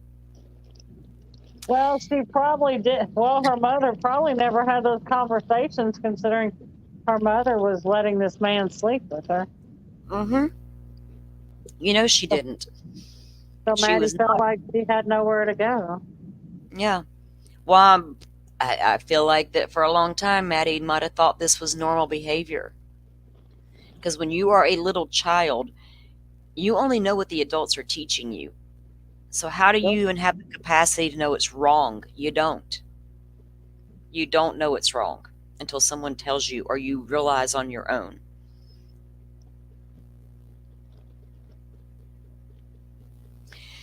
Paula, there's the thing is I'm pretty sure she was aware too, but to what extent and what her involvement is where I'm at now. Um, this lady. On February 29th, 1419, I conducted a digitally recorded sworn interview with Redacted in a portable classroom. The following is a synopsis of the statement. Redacted told me that Maddie is in his 7th period class and has been in there since the fall of 2023. He told me that he has had a great relationship with Maddie and he thinks she likes him. Redacted described Maddie as quieter and sometimes does her work. Maddie has sleepy days where she comes in and puts her head down and does nothing, which he said not a lot of kids do. Damn, Maddie told me that Redacted told me that he only keeps academic tabs on Redacted and said that they only had conversations about her grades. Redacted said that they never had any conversations about her home life and did not meet her parents, even though Maddie's mother was a substitute for him in 2023. Excuse me? Hold up. Let me get closer to my screen. Let me read that again. Even though Redacted's mother was a substitute for him. So Jennifer was a substitute teacher at some point? How scary is that? What's qualifications for a substitute teacher? They don't got to have no teaching credentials like teachers? Generally, no, they do not have to have credentials. Why? I need to know you know how to educate my child. I don't care if you are a sub. Generally, a substitute teacher, what they have to do, they just have to go in and keep the kids under control. The lesson plan is already laid out by the regular teacher. Most substitute teachers do not have to have credentials. No. Oh, that's right, because they're just going to follow what okay. Well, they should have teacher something. You need something. You need something. If you're going to stand in front of that classroom and teach my child, I need more than just a warm body in the room. I need somebody with some brains.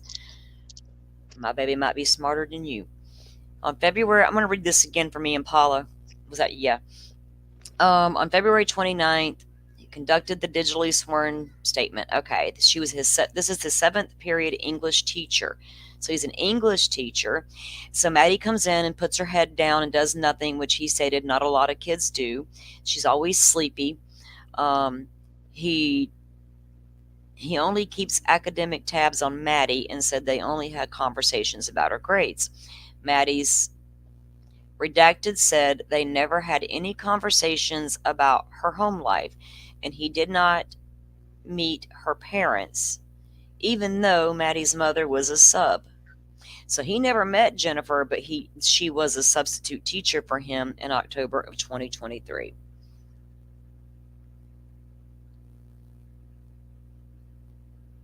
I wonder how many times she sat in as a substitute teacher before she moved on to her new Disney job.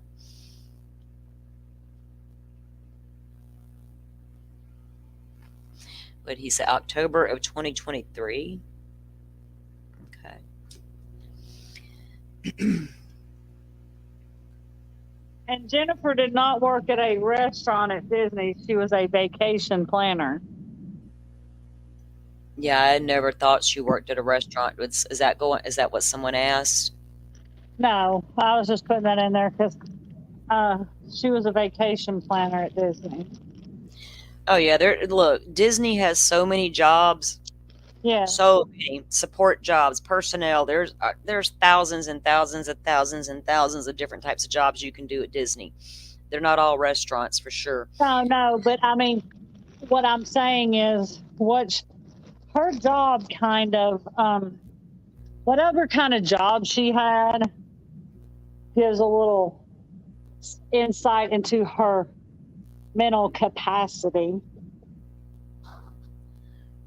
as far as how smart she was, how, because people were saying, well, I think she might be a little off or might be not a little right in the head. But whatever kind of job she had, that does sometimes give a little bit into their mental capacity. Well, there's a lot of smart people out there with high-powered jobs that are absolute pieces of shit. Yeah, that's what I'm saying. But what I'm saying is that still gives some into her mental capacity. I mean, she could function and maintain everyday life, but the lady's not all there upstairs. There's something seriously wrong up there missing.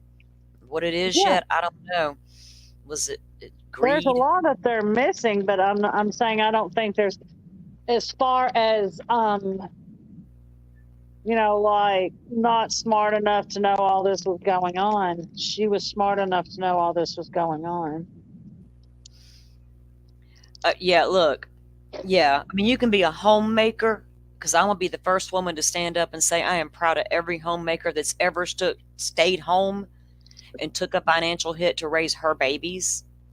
I'm all behind you, honey. But it don't take a college education or a degree in any capacity to know your child is being harmed by somebody. You can work at the damn Walmart, the Dollar General as a checkout girl. You can hold a sign on the corner for car washes. I don't care what you do for a living. You should know when something's amiss with your child. Yeah, because I am not this country right now. If we shut down all the little low class jobs, we couldn't function in this country. Yeah, but that's not what I was referring to by her having that kind of job either, because I know a lot of people are going, well, wonder she didn't know because she's not. No, not here. We don't. We all know this. Like, there's no excuse. If you are in if your mental capacity is to a point where you don't know right from wrong, you should probably stick to birth control.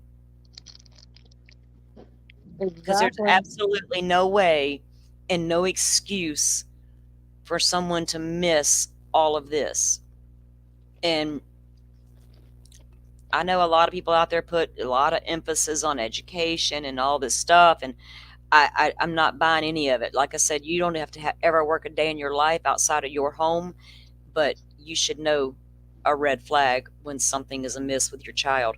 Because I had many jobs in my life, but the only one that matters and the most important one ever will be the mother to my 4 children.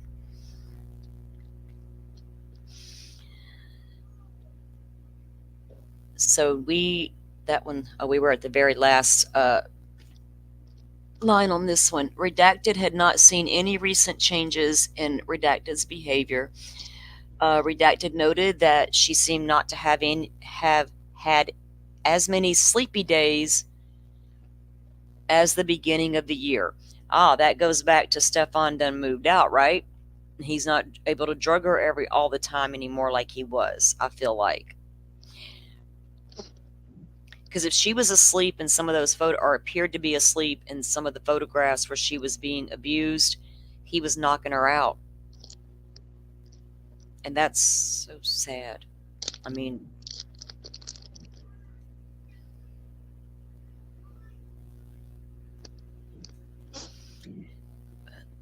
all right, Mama, you got to have some college credit hours. Okay. Yeah, I mean, I'm not going to put up with anybody just walking in there and trying to teach my kid. My kids had some crazy subs before, but Most of them are Well, pretty and good. that may have changed here in Tennessee since back when I was going to school. But back then, there used Oh, to be a God, I sub, hope so. but there used to be substitute teachers that come in. They went off the lesson plans that the other teachers had, and that's just how it was. Yeah, I don't think it's that way anymore, though. I mean, But if they it didn't is have that to. way, yeah. I They mean, just every went. state has a different education system. So I can only go by what I know in Florida. And you got to have some sort of credentials. You can't just go, and plus you're going to get that background check and all that stuff too. That's weird that she was a substitute teacher. It makes me nervous. We don't need people like this up in the schoolhouse or anywhere near the children. So Maddie wasn't feeling as fatigued as she had been in the beginning of the year. He did not see anything more overt, nor did see any signs of suicidal inclinations.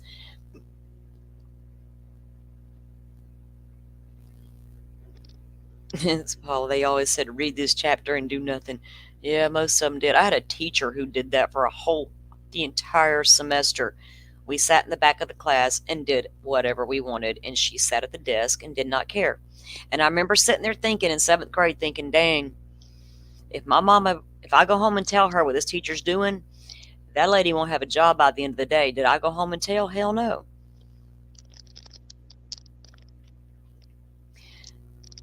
This is another incident report from the sheriff's office there in Orange County. So we are finding out that she didn't have any, again, knowing that none of the suicidal stuff. Grade was rough, but she brought them up. He said that she will go through phases where she would not turn in anything. Maddie the redacted had noted any shifts in her behavior and recalled how he bid that class farewell on Friday the 23rd, and she said that she would see him on Monday. Redacted stated that a student came up to him and told him that she wanted to live stated that a student came up to him and told him that she wanted to live in the woods when she turned 13.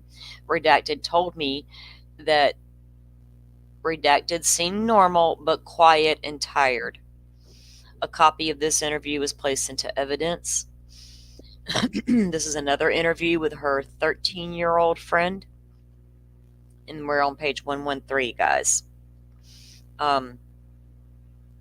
Sorry, I was glancing at questions for a moment. On February 29, 2024, at approximately 15:11, I conducted a digitally recorded sworn interview with Redacted in a conference room at Redacted before speaking on the incident. I qualified that Redacted understood the difference between telling the truth and lying, which she did.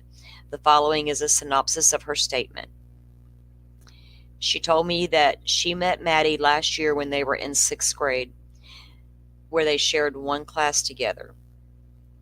She stated that she and Maddie have 3 classes together currently, and they have become better friends.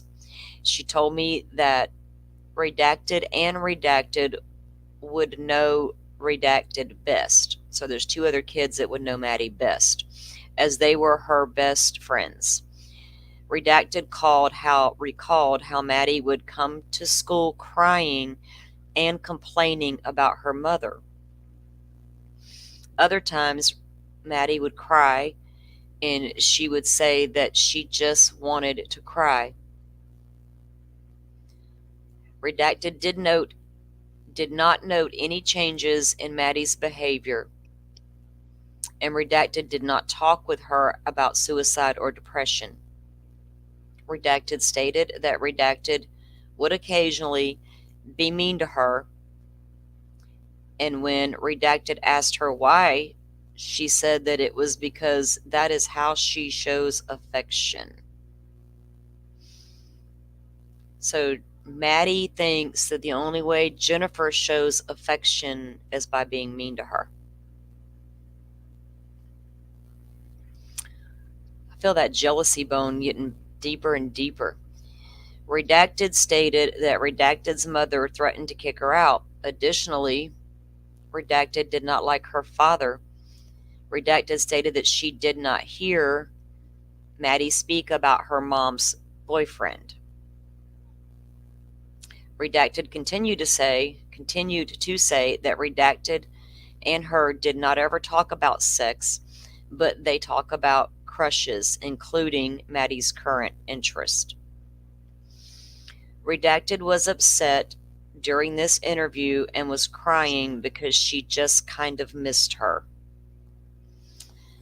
These poor little kids got to deal with losing a classmate. That's hard on a school. It's hard on kids. It's hard on families that lose the love of the child, but it's even just as impactful on these young kids. I know. Oh, I was shocked at how many kids came to my daughter's funeral. I was blown away, girl. Now, it was 18 years ago, guys. I've sat with it for a long time, so I'm okay. But I was really touched when I looked up and realized just how many were coming through that door and the teachers that flowed in with them. It blew my mind. I just didn't expect it. And these poor kids have to, go through the counseling and talk with, hopefully their parents have them and can wrap them in some love and try to help them get through it, especially when they start to learn what was happening to her. You can't, these are 13-year-old kids. You're not going to keep all of it a secret. They're going to find out things were going on that they weren't aware of. And I hope it's a teaching opportunity, that they can have a conversation with their kids about things.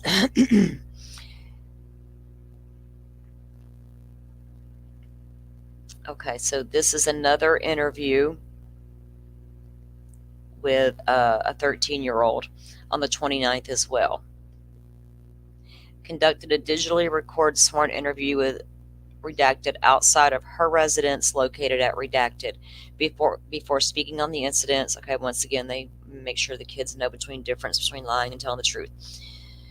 Redacted stated that she has known Maddie, or Redacted, who she calls Maddie, since 4th grade. She described her as her best friend and said they shared everything together. Redacted told me that Maddie and her mother would frequently fight. She described Maddie's mother as bipolar. Additionally, she described Jennifer Redacted as bipolar in her behavior and that she was taking unknown medication for ADHD. Redacted told me that Redacted stopped taking her medication on Valentine's Day, but an unknown reason. Redacted described Redacted as nice, funny, and caring on her medication, but snappy when she was off the medication. I wonder if they were using some of Maddie's own medication to overprescribe. Do you know what I'm saying? I don't know. Depends on what else I'm not familiar with all these ADHD medications and what they do. I mean, I know they can cause, they can have an effect on kids' sleeping habits and stuff, but I feel like this was extreme. right. As far as her being tired all the time and things like that, you know what I mean? Because if you place your kid on a medication and you're on it, 6 weeks, whatever the case may be, and you're trying to figure out if this dose is going to work, and you're going to report back to the doctor, right? Well, this is how it's been going, or seems to be working or not, and you got to tweak things sometimes until you find that right dose. Yes, you do. You have to, and especially with the ADHD medications, my son was on them. You have to tweak them. You start out small, because if you don't, you get this. You get a very tired child. You get a zombied out child. So now that's true. I've always heard that with those meds, but then that's why I'm wondering if they got, no one's making sure she's taking it regularly. Obviously, if Maddie can get away with not taking it, and then so on again, off again is not good under any circumstance if you're going to take it, I think she was probably trying to figure out for herself, is this medicine what's causing me to be so sleepy? Poor thing. Okay, so she stopped taking the medication around Valentine's Day. Um, Redacted told me that she did not notice Redacted going through a depressive phase, but that Maddie said that she was going through one earlier in the year. Additionally, Redacted did not show any interest in wanting to hurt herself or anyone else. The friend stated that Maddie was upset at her birthday party because Redacted recalled how Redacted had a crush. Wait a minute, did I skip a whole line, guys? Hang on a minute. Whoa, my eyes just went crazy, crazy. Um,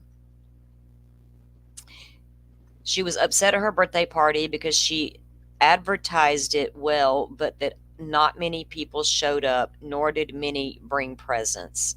Redacted recalled how Redacted had a crush on Redacted in school and that she asked him for his phone number. Redacted told me that Redacted would try and talk to him more and more over the phone, but he did not respond. He's a 13-year-old little boy. He probably not. Redacted told me that Redacted had two previous boyfriends. Redacted, who was expelled for breaking another child's elbow, and Redacted. She described both relationships as over distance and a lot of texting. Told me that she was not allowed to have social media, but that Maddie's YouTube channel was Redacted, which she showed me. So Jennifer wasn't aware Maddie had a YouTube channel, probably wasn't paying attention. Additionally, Redacted showed me Maddie's Discord. Now,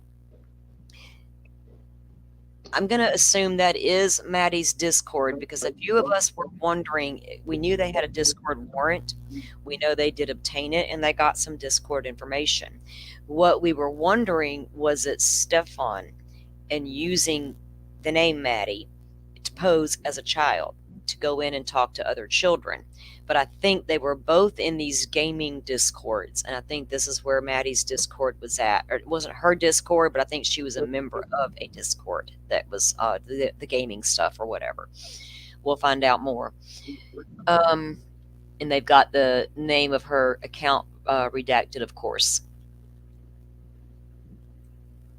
Let me see. I'm going to check Mama Bear. Yeah, a friend of mine had like sometimes heard that the kid has to drink a Mountain Dew, things like that toward the end of the day I know the caffeine helps them in certain ways. There's just, and you moms that are familiar with these disorders and these medications, you absolutely know the struggle and how you got to keep an eye on what your kids, their appetites, right? All of those things.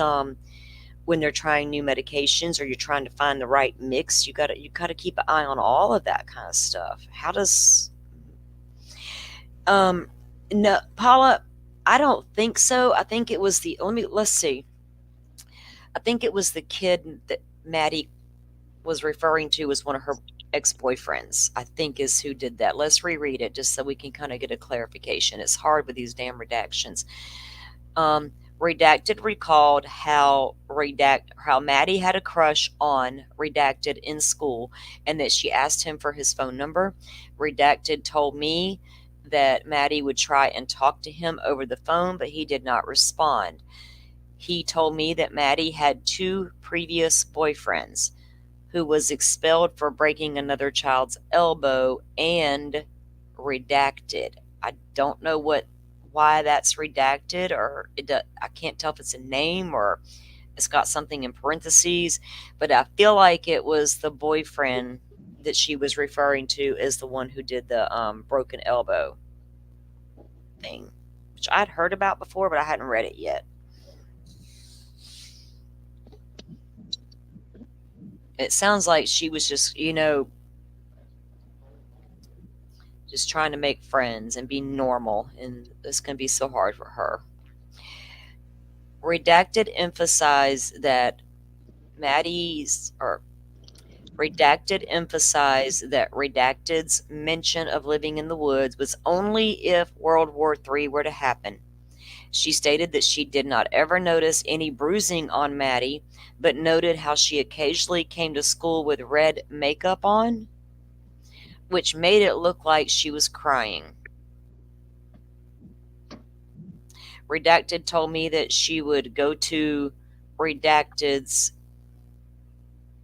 every weekend, but she did not ever stay the night because of her parents' own rules. She told me that she met Stefan on one occasion, even though he and Maddie's mother had been together her entire life. Redacted stated that he recently moved out of the residence for unknown reasons. When asked Redacted why he did, she ignored the question. Redacted told me that Redacted and Stefan were very close and that they would communicate. Before I go to that next page, I'm just glancing over here at the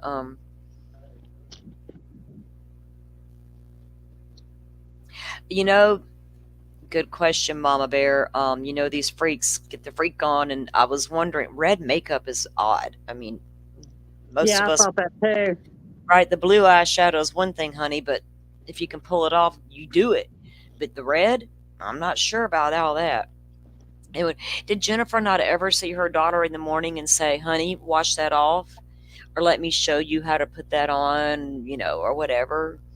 Like, I'd come out of the bedroom, my dad'd be like, think you can take some of that off? It's too dark. I'd walk back in my room, stand there for like 2 minutes, do nothing, walk back out. Is that better, Daddy? That's better. And I'm like laughing as I go out the door.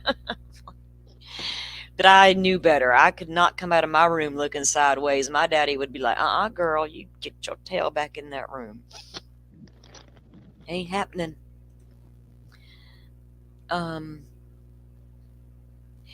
Yeah, maybe she was just had a really red face from crying all the time. Obviously, Maddie was going through a lot.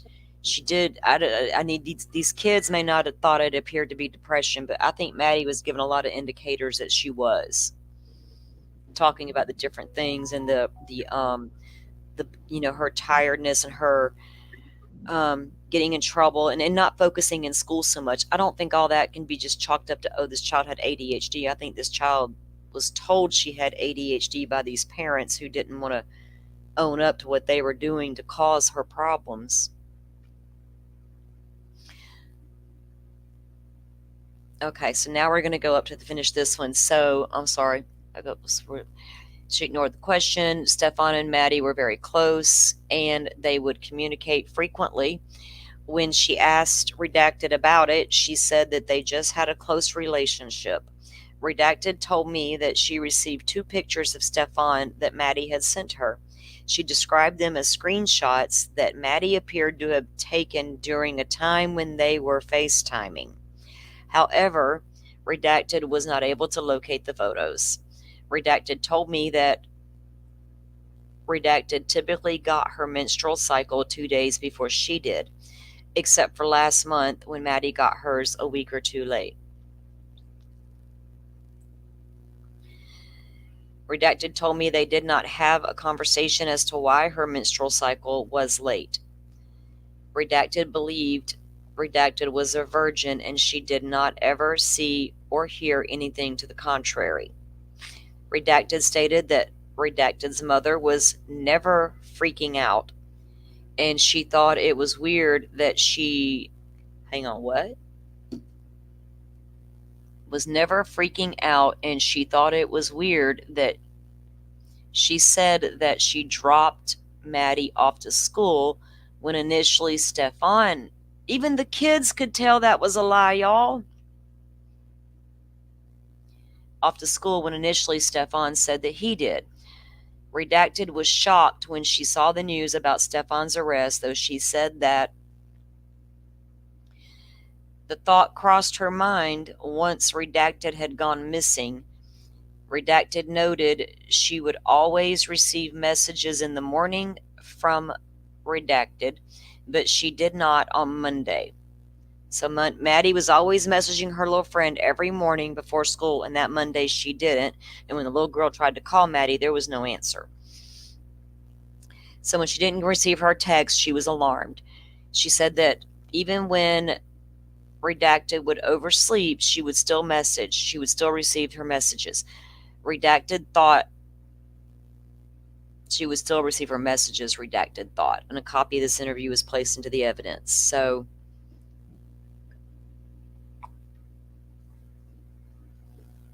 Redacted stated that Maddie's mother was never freaking out.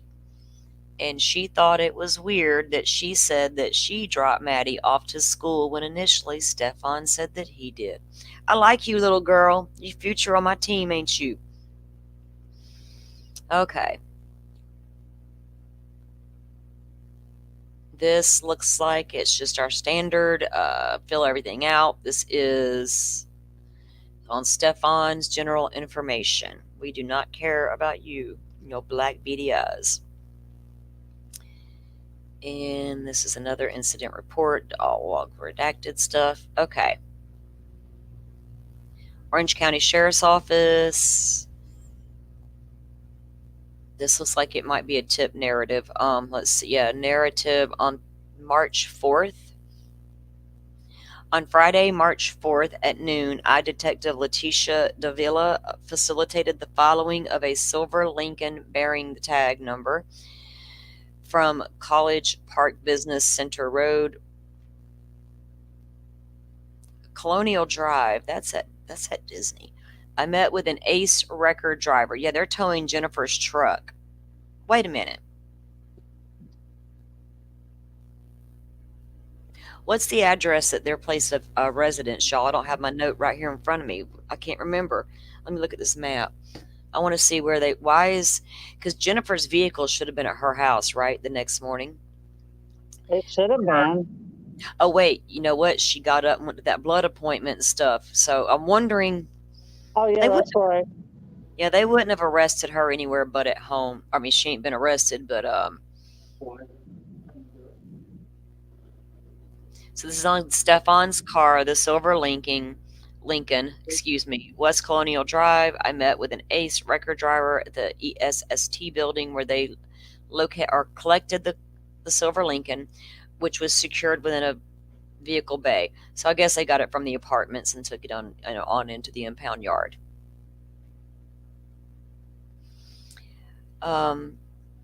Samsung black Samsung phone. So this is one of the phones that they retrieved. I don't know if it's Stefan, Jennifer, or Maddie's. It was received. Another one received for a black Samsung phone. And this is another incident report. Go ahead, Kimber. Oh, no, I didn't say anything. Oh, okay. I thought you did.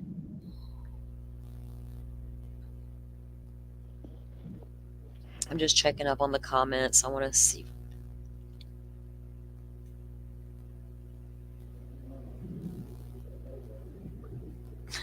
Paula.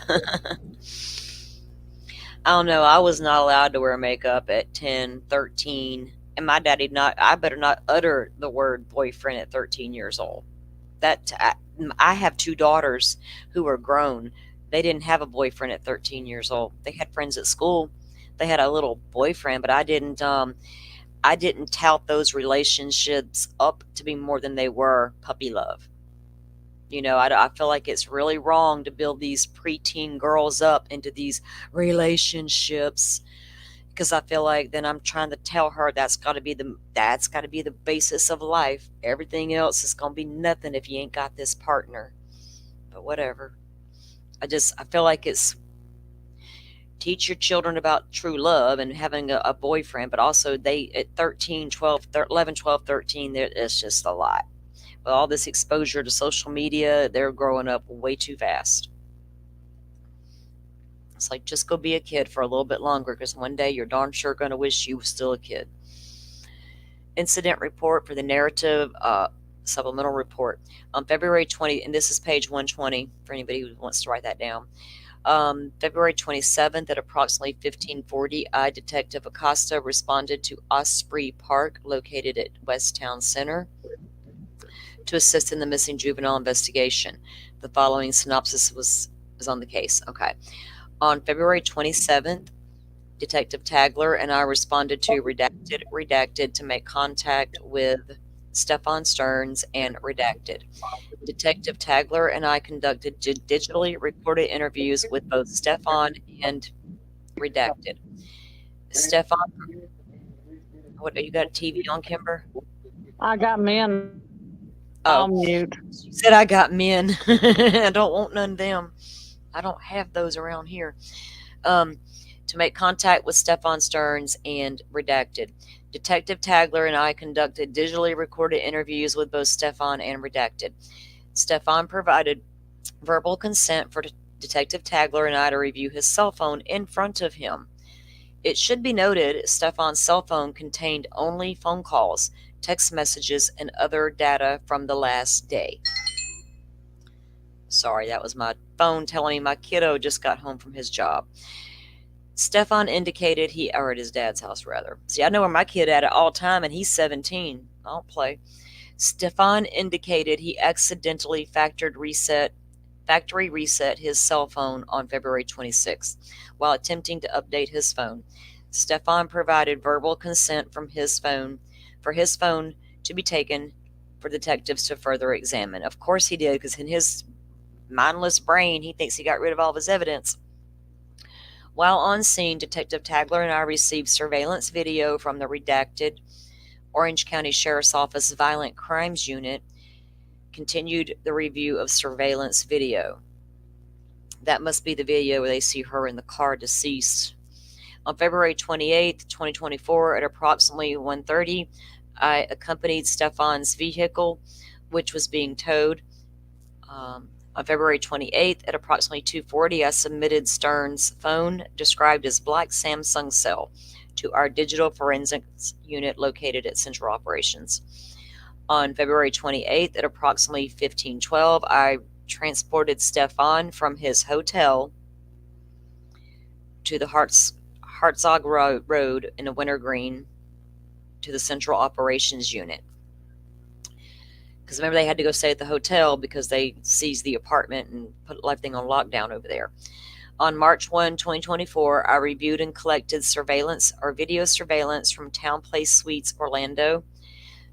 The video surveillance revealed the following. Now, we've read over this, but we're going to read it again because it's here, but you guys know the warning is up. This is a different one. Okay. On February 28, 2024, at approximately 2:13, Stefan, redacted, and Stefan's father. Where's mom? I need mom. Hold up. On February 28th, 2024, at approximately 2:13, Stefan and Stefan's father check in. Who's redacted? That Jennifer? On February, because Maddie's already gone. This is the 28th. Stefan, redacted, and Stefan's father check into the hotel at the front desk. Stefan and Jennifer are given room 239, and Stefan's father is given room 203. On the 28th, at approximately 4:42, Stefan exits the hotel through the main front entrance. On February 28th, at approximately 7:28, Stefan's father exits the hotel through the main entrance. On February 28th, at approximately 9:54, redacted exits the hotel to walk her dog through the main front entrance and returns at 1:03 or 10:03. On February 28th, at approximately 10:50, Stefan's father re-enters the hotel through the main door. So he must have come into town when they called him and told him Maddie was missing. Let's just assume he's here because he don't know his son's a creep. He was talking bad about you earlier, Daddy. He called you old and deaf and didn't like your poodles. Stefan's father re-enters the hotel through main front entrance. On February 28th at approximately 10:55, Stefan re-enters the hotel through the main front entrance. On February 28th at approximately 15:07, Jennifer checks out of the hotel at the front desk. On the 29th at approximately 8:19, Stefan's father checks out at the front desk. Surveillance footage from the time Stefan exits and enters the hotel through the main entrance were uploaded into the evidence.com.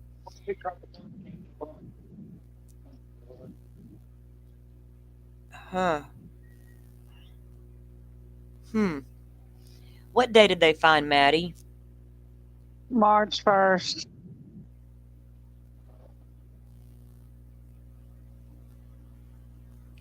Okay. Surveillance footage, because they're watching him come and go pretty heavy. I know why, but still. Surveillance footage from this time, Stefan exits and enters the hotel through the main front entrance were uploaded into evidence.com. They're looking for something like where was he? Where'd he go when he walked out that door? And between the where was he doing when he was out there? I'm sure it's on video somewhere. Because thank God Orlando's got shitloads of cameras and this dude is on a movie. So Jennifer checked out separately than Stefan, even though the two of them had shared a room. They shared room 239 and Dad got 203. Gray iPhone 13 Pro. So we know so far there were two black Samsungs and now a gray iPhone. I don't know which one was Maddie's yet. Gray iPhone 13 Pro. So I wonder if Maddie and Jen both had a gray iPhone together, like the same phones. Like me and my kid are on the same plan, but I got the latest Samsung. He's got the damn iPhone. Okay, that whole page is redacted, so we don't get to see that. I feel like these whole redactions right here are pictures, guys. I feel like these are some of the uploads from the photos that they had, because you'll see all the different pages and pages and pages of it, and it only makes sense that that's how many pages there are, and that's quite a bit. So I don't know what's on any of them, and it won't do no good to try to figure it out.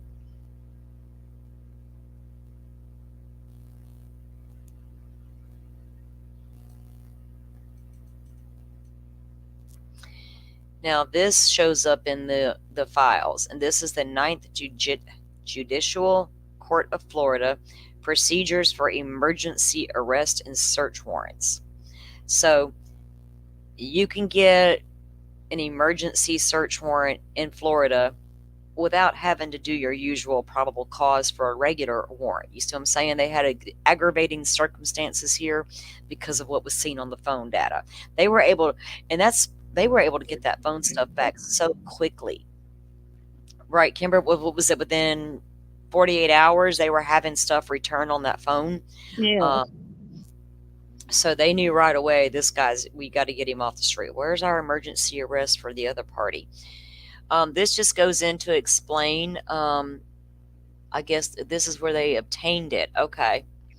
State of Florida, County of Osceola, comes now the affiant Detective Chang, sworn law enforcement. Items of value are specified as weapons, including knives, blunt objects, firearms, ammunition for firearms, projectiles, casings, fingerprints, blood, hair, DNA, fibers, and other serology to include clothing and other items that could have come into contact with the victim or suspect at the time of the incident. Cellular devices and the data contained within to include but not limited to video, images, contacts, text, voice, web information, call logs, owner information, data files, GPS location, all the good stuff, which is evidence of a felony violation of the laws of the state of Florida relating to interference with child custody. It is currently being kept in certain property in the Osceola County, Florida, which property is believed to be under the control of Stefan's, what the fuck? Which is evidence of a felony violation relating to interference with child custody. Now, isn't kidnapping is interference with child custody?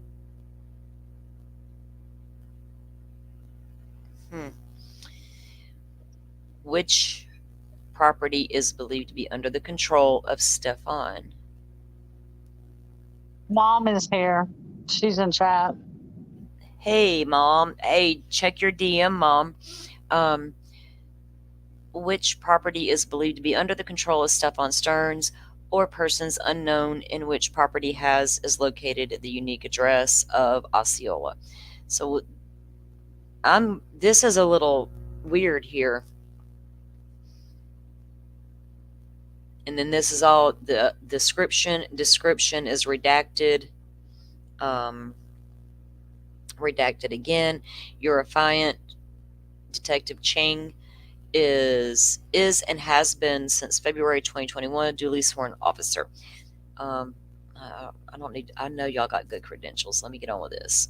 As a result of your affiant's training and experience, your affiant has probable cause to believe the following. On February 26, 2024, at approximately,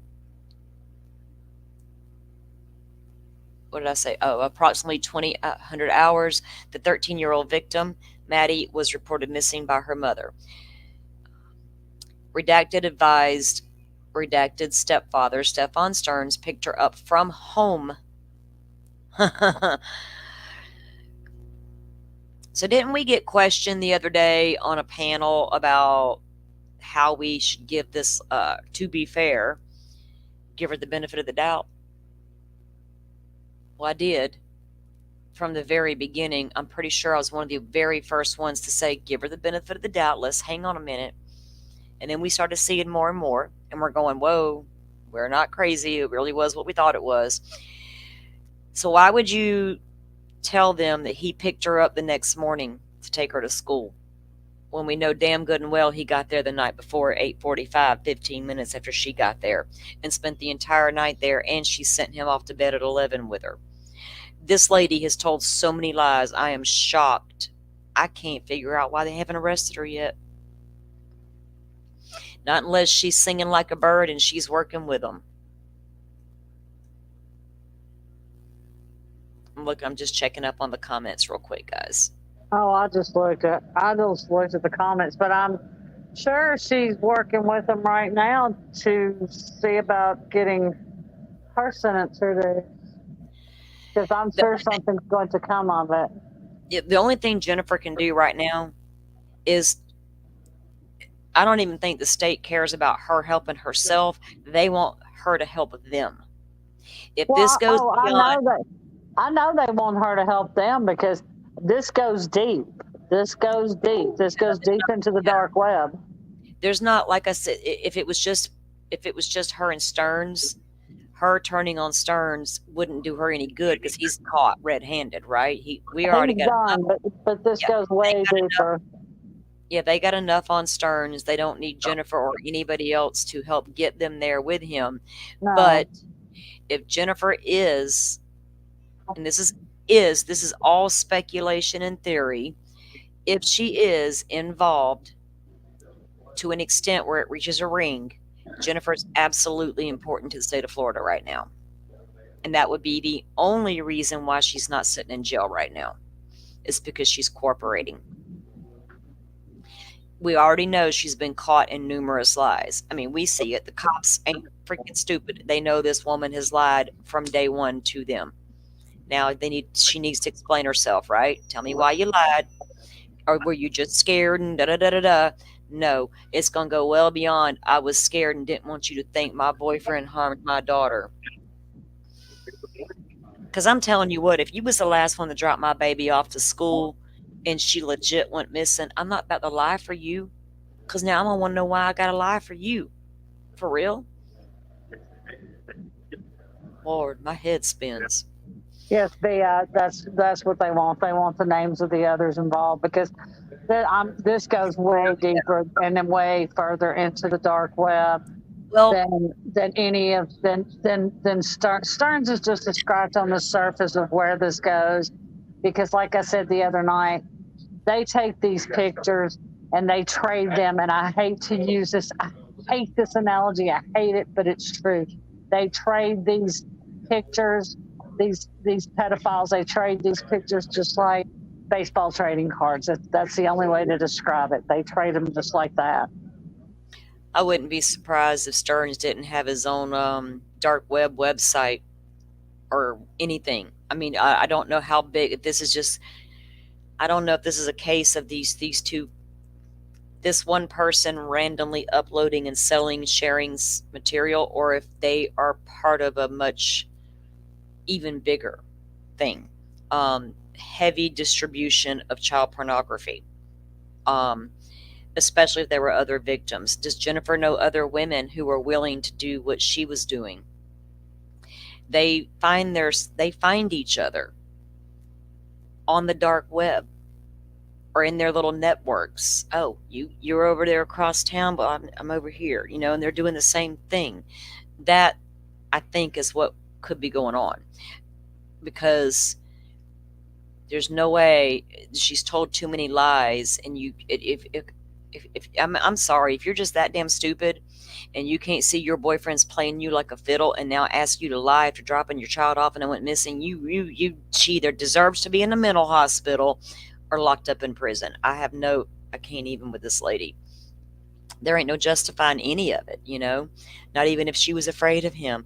Obviously, he was nothing to be afraid of physically. Do you know what I'm saying? He's whining too much. He whines. He's not that strong, stern man like you would think to be an physical abuser. That wasn't Stefan. He needed to be coddled and took care of. So, and they're cooking food in my house, and it's starting to smell really good. Redacted advised redacted stepfather. Stefan Stearns picked her up from home and dropped her off at redacted on February 26, then went to pick up redacted from school at dismissal and learned she never showed up.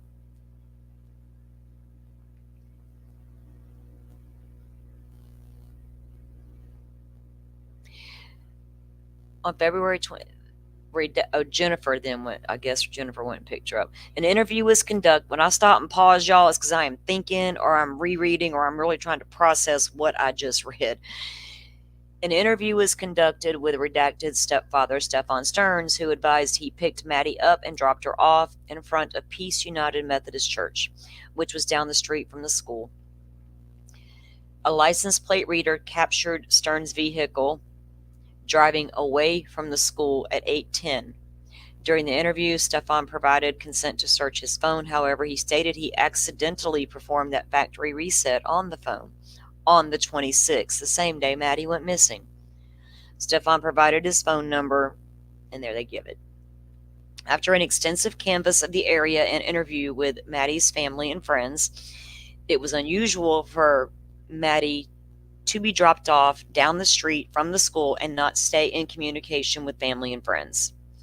Based on the totality of the circumstances, it is believed a suspect has intentionally interfered with the parent or guardian's custodial rights to a minor. Okay, that's how you got in Florida. I see you.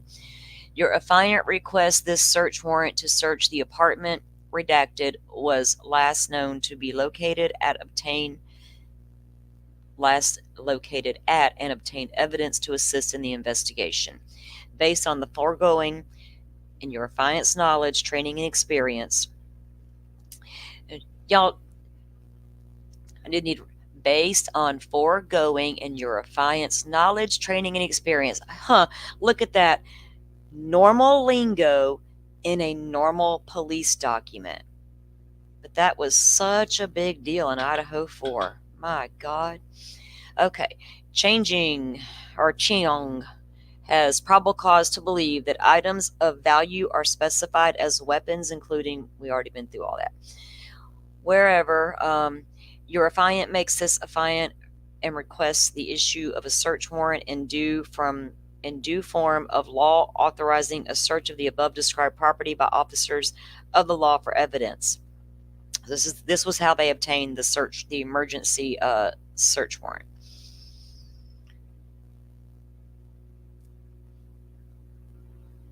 This is a Circuit Court of the 9th Judicial Court search warrant, state of Florida. This is page 143. Let me see if anybody's got any different things to offer here on the comments. Oh, y'all cracking me up. I'm way behind on y'all. Let me get down here. Okay, now I got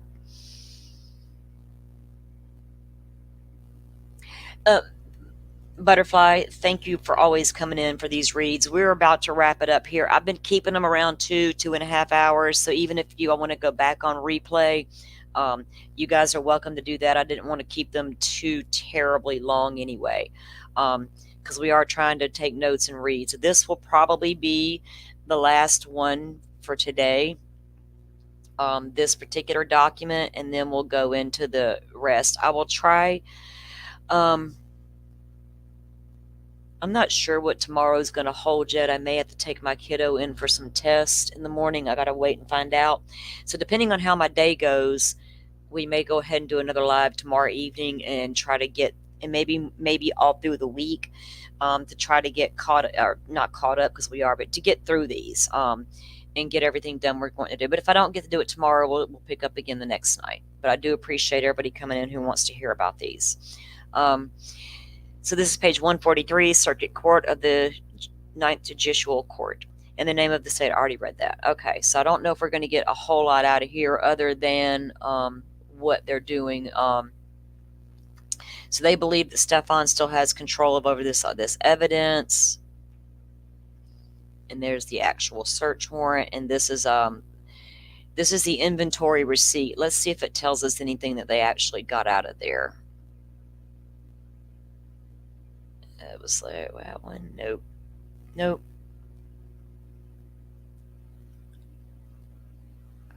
This is an affidavit for the search warrant. Basically the same thing. Whatever they're putting in the description boxes as to why they want these warrants, we're not going to be able to see, but they have based it relating to interference with child custody. And that may be because Maddie's dad was out of state too. I have to look that up in Florida and see what's what on that. I'm always curious about what they can charge people with and how, because it all comes back to the law.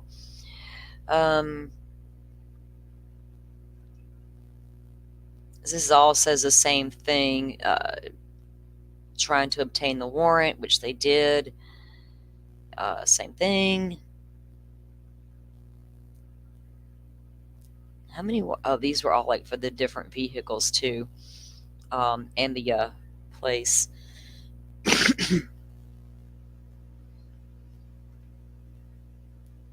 Oh, Paula, I would like to have an epidural too. Can I get one in my neck or my shoulder? Can I come with? I hate that you're not feeling good and in pain, honey. That stinks, because pain drains you and affects your quality of life. So I hope you do feel better.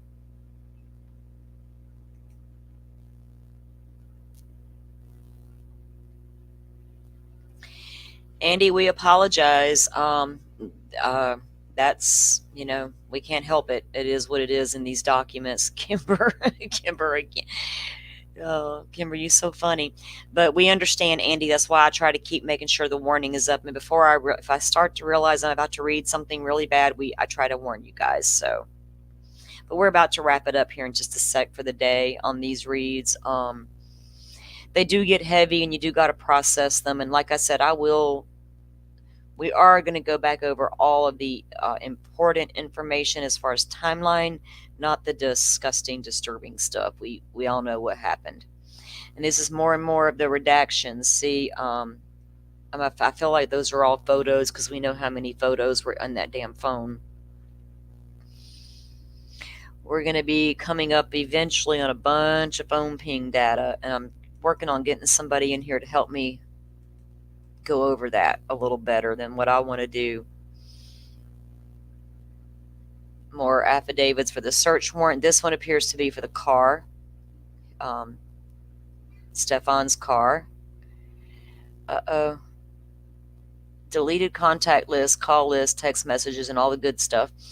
Live and deleted passwords, password files, PIN codes, all your pictures and documents. Let's get all that back. Let's see. The executing law enforcement officer Kimber just dropped down again. I don't know what's going on with her today. Forensic imaging, which is evidence. Okay, description. This one doesn't have the descriptions blacked out like the other ones. So, Orange County operations. Directions from the intersection. I was just telling you how to get there. You're fine. Cole. StreamYard hates me today. Yeah, I don't know what's going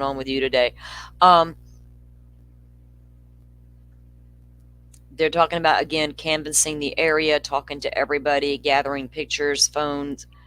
Upon reviewing the contents of Stefan's phones, warning, several images and videos were located which depicted the missing juvenile's body parts as the focal point of the pictures and videos. There were also pictures and videos depicting the missing juvenile's body parts. We read that. So this was all there, just basically going back over everything we've already learned and putting it into the search warrant, like the blankets and the sheets and all that they recognized from the photos that was in the rooms, in the bedrooms. Same thing with this one, guys. It's just all of the notations. So this is another search warrant. This one,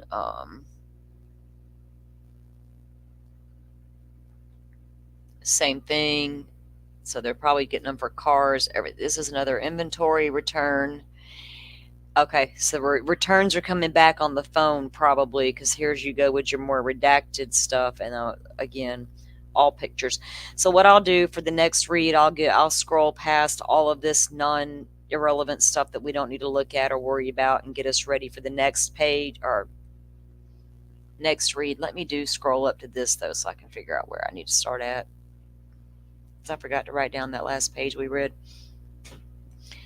Okay, we are going to pick it back up on 192, even though 192 is just like a fact-based sheet, but that's a good place for me to write this down. 192. I might come back later on this evening. I'm not even going to lie to you. I've got the whole day free. I took the whole day off. I'm like, I don't want to do nothing.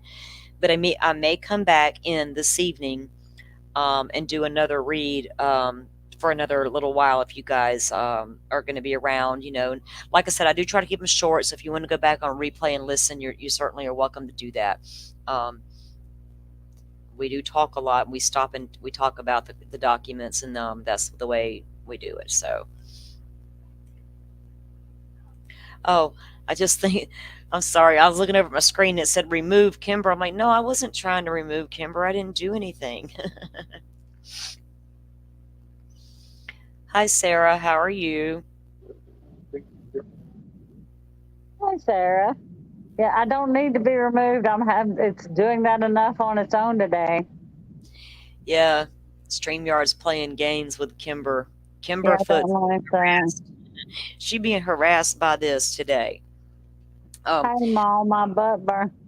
Which reminds me, okay, I got this page wrote down. I want to pull up something just for our little community here that I let me find it.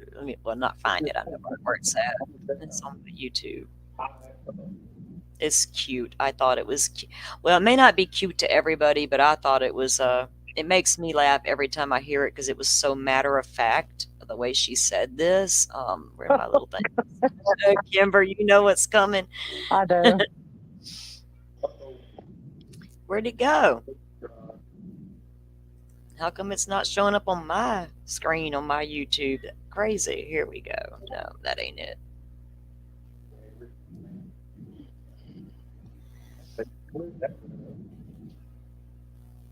That is so weird. When I log into my YouTube from this little screen that y'all can't see it, but like that's the regular screen, it's like my video is never there.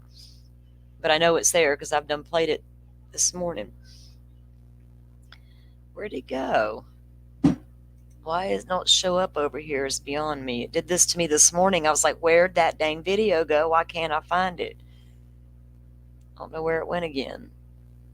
Anyway, I'll have to pull it up and put it on my StreamYard for tonight because it's just Kimber talking. Me and Mom and Kimber talking, but it was just the way Kimber said that at the end cracked me up, and I couldn't help it. And I was like, you know what? It is what it is. But I did post a little video. No, I know why it's not showing up, Kimber. I got it on private or unlisted because I didn't want. It's in you have it in the Discord though. Yeah, I'll pull it up. I'll get it ready for the next show. I will pin it in here so I can just grab it and play it. But yes, I think all of us, we're all feeling this. the worst part is, just knowing that all this stuff goes on, and wishing you could protect all the kids in the world, right? It's so hard because you can't. And you know that it happens all around you, and probably way more than any of us want to think it does. And that is the worst, that people can just wake up one day and think that it's okay to harm little children, and have no freaking remorse for it whatsoever. Yeah, it was Kimberfoot. Y'all should know Kimberfoot came out, and it was funny. I thought it was anyway. Yep, kids are so funny. I got 5 of them, and they're all outside my bedroom door right now doing something in that hallway, making a bunch of noise. I hear them. They're not mine. Well, I didn't have them. I didn't birth them, but I'm grandma to them. Oh, goodness. All right, guys, we're going to end the stream, and thank you all for coming in. We appreciate it. Like I said, I may do this again later on tonight. If I do, I'll try to get the notification out there. And if you can't join us for the live, you can always play back. And I don't know if we'll do it tomorrow or not, so that's why I may go ahead and do it again tonight. But again, thank you. Thank you. We do appreciate you coming in, everyone. If y'all have any questions or anything at the end, just let us know or drop it in the comments later, and I'll go through and look and see what's what. Let's see. Bye, everyone. Bye, everyone. Y'all have a good day. Yes, enjoy the rest of your weekend here while you can. Don't get too hot out there. I know tomorrow y'all are going to be complaining about how hot it is. It's just going to be hot. Sorry. Get you in little portable fans. I got cooling towels and stuff I use in Florida. I know how to handle it. I'll be wearing my cooling towel everywhere I go if I need to. I'll fight you with that towel, especially on the boat when I'm trying to fish. All right, guys. We'll see you guys later. Everyone have a great day.